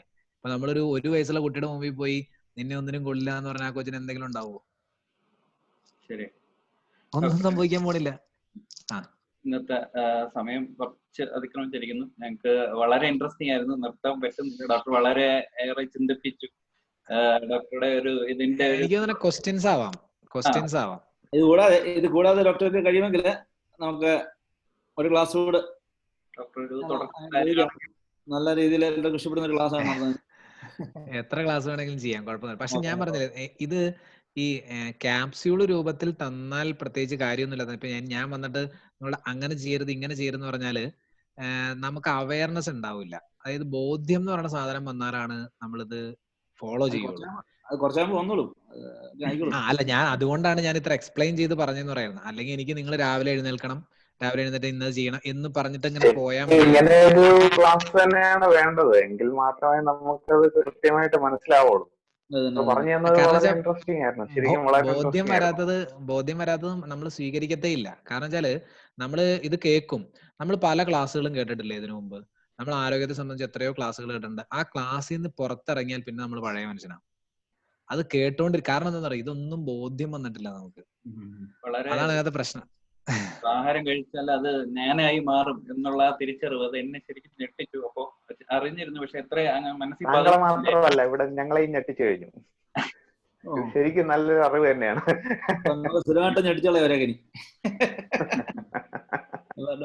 ഡോക്ടറെ, ചോദ്യങ്ങൾ ആർക്കെങ്കിലും ചോദിക്കാട്ടോ. ചോദ്യങ്ങൾ ചോദിക്കുമ്പോൾ ചിലപ്പോൾ കുറച്ചും കൂടി കാര്യങ്ങൾ നിങ്ങൾക്ക് കിട്ടും. ചോദ്യങ്ങൾ ചോദിക്കുന്നവർക്ക് ചോദിക്കാം. ഇല്ല, പറഞ്ഞത് തീർത്ത് പറഞ്ഞു. അതുകൊണ്ട് ഇപ്പോ ചോദ്യങ്ങൾ ചോദിക്കുക എന്ന് പറയുമ്പോഴത്തേനും ശരിക്കും അതിലോട്ട് വരുന്നില്ല. ചോദ്യങ്ങളാവാം, നിങ്ങൾക്ക് സംശയങ്ങൾ മനസ്സിൽ കരുതി വെച്ചിട്ടുള്ള പുള്ളി പറയുന്നത് വ്യക്തമാണ്, അതിൽ ചോദ്യം ഇല്ല എന്നാണ് പറയുന്നത്. ശരിയായിരുന്നു, ഒരു നല്ല സെഷൻ ആയിരുന്നു. വളരെ എന്താ പറയണ്ടേ, തനതായ ഒരു ശൈലിയിൽ നമുക്ക് സാധാരണക്കാർക്ക് പോലും മനസ്സിലാകുന്ന രീതിയിൽ ശരീരചിന്തനെ കുറിച്ചും ഡൈജഷൻ സിസ്റ്റത്തിനെ കുറിച്ചും ഹോളിസ്റ്റിക് അപ്രോച്ചിനെ കുറിച്ചൊക്കെ നന്നായിട്ട് പറഞ്ഞു. Thank you so much. കാരണം വെച്ച് കഴിഞ്ഞാൽ ഇതിനൊക്കെ നമുക്ക് ഇൻസൈറ്റ് ഇല്ലായിരുന്നു. അന്നേരം കാര്യങ്ങൾ കൂടുതൽ മനസ്സിലാക്കാനായിട്ട് സാധിച്ചു. അന്നേരം താങ്ക് യു സോ മച്ച്. വളരെ നല്ലൊരു സെഷൻ ആയിരുന്നു. Thank you so much. Thank you doctor. വളരെ എന്താണ് ഞാൻ ചിന്തിച്ചതിന് വളരെ അപ്പുറമായിരുന്നു. താങ്കളത് വളരെ രസകരമാക്കി, ഇന്ററാക്റ്റീവ് ആക്കി.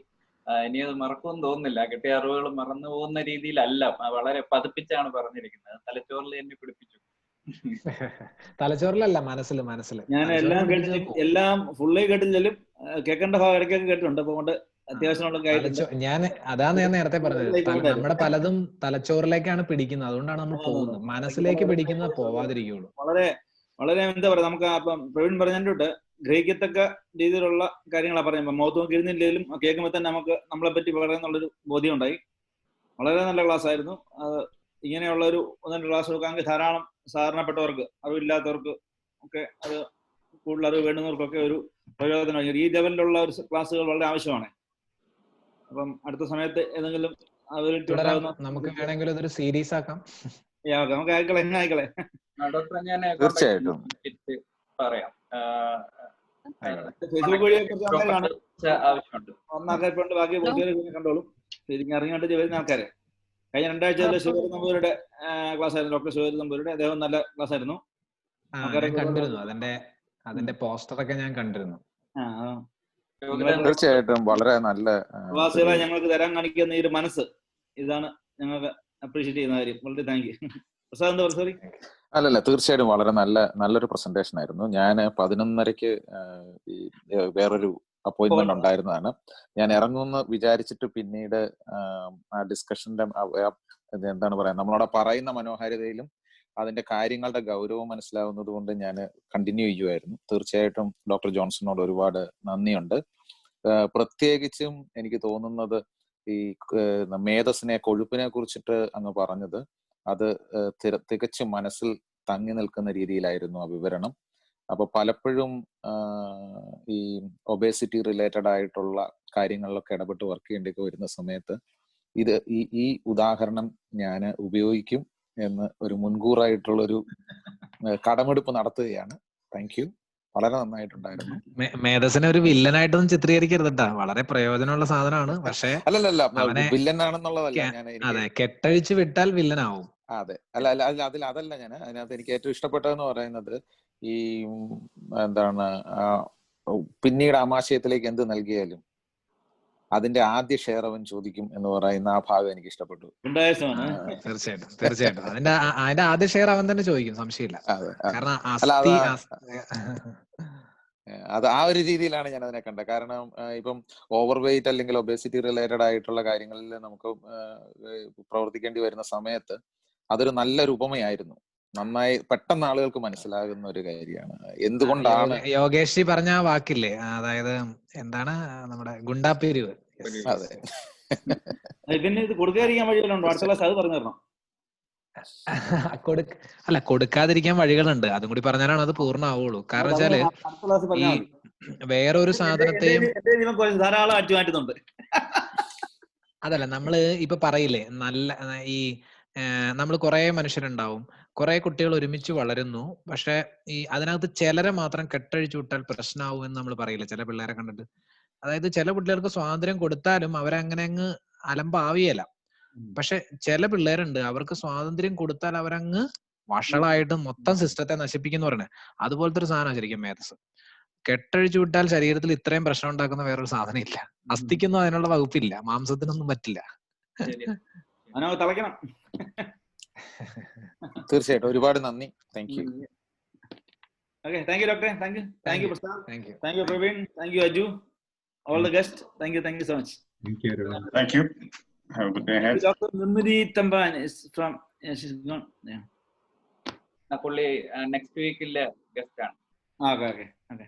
Thank you, Chandran, Sunil Bose, everybody. Thank you. നന്ദി ഡോക്ടർ ജോൺസൺ, വളരെ നന്ദി. ഞാൻ തിരിച്ച് കോൺടാക്ട് ചെയ്യാം താങ്കളെ വീണ്ടും. താങ്കളുടെ Okay. Thank you. Thank you. Okay.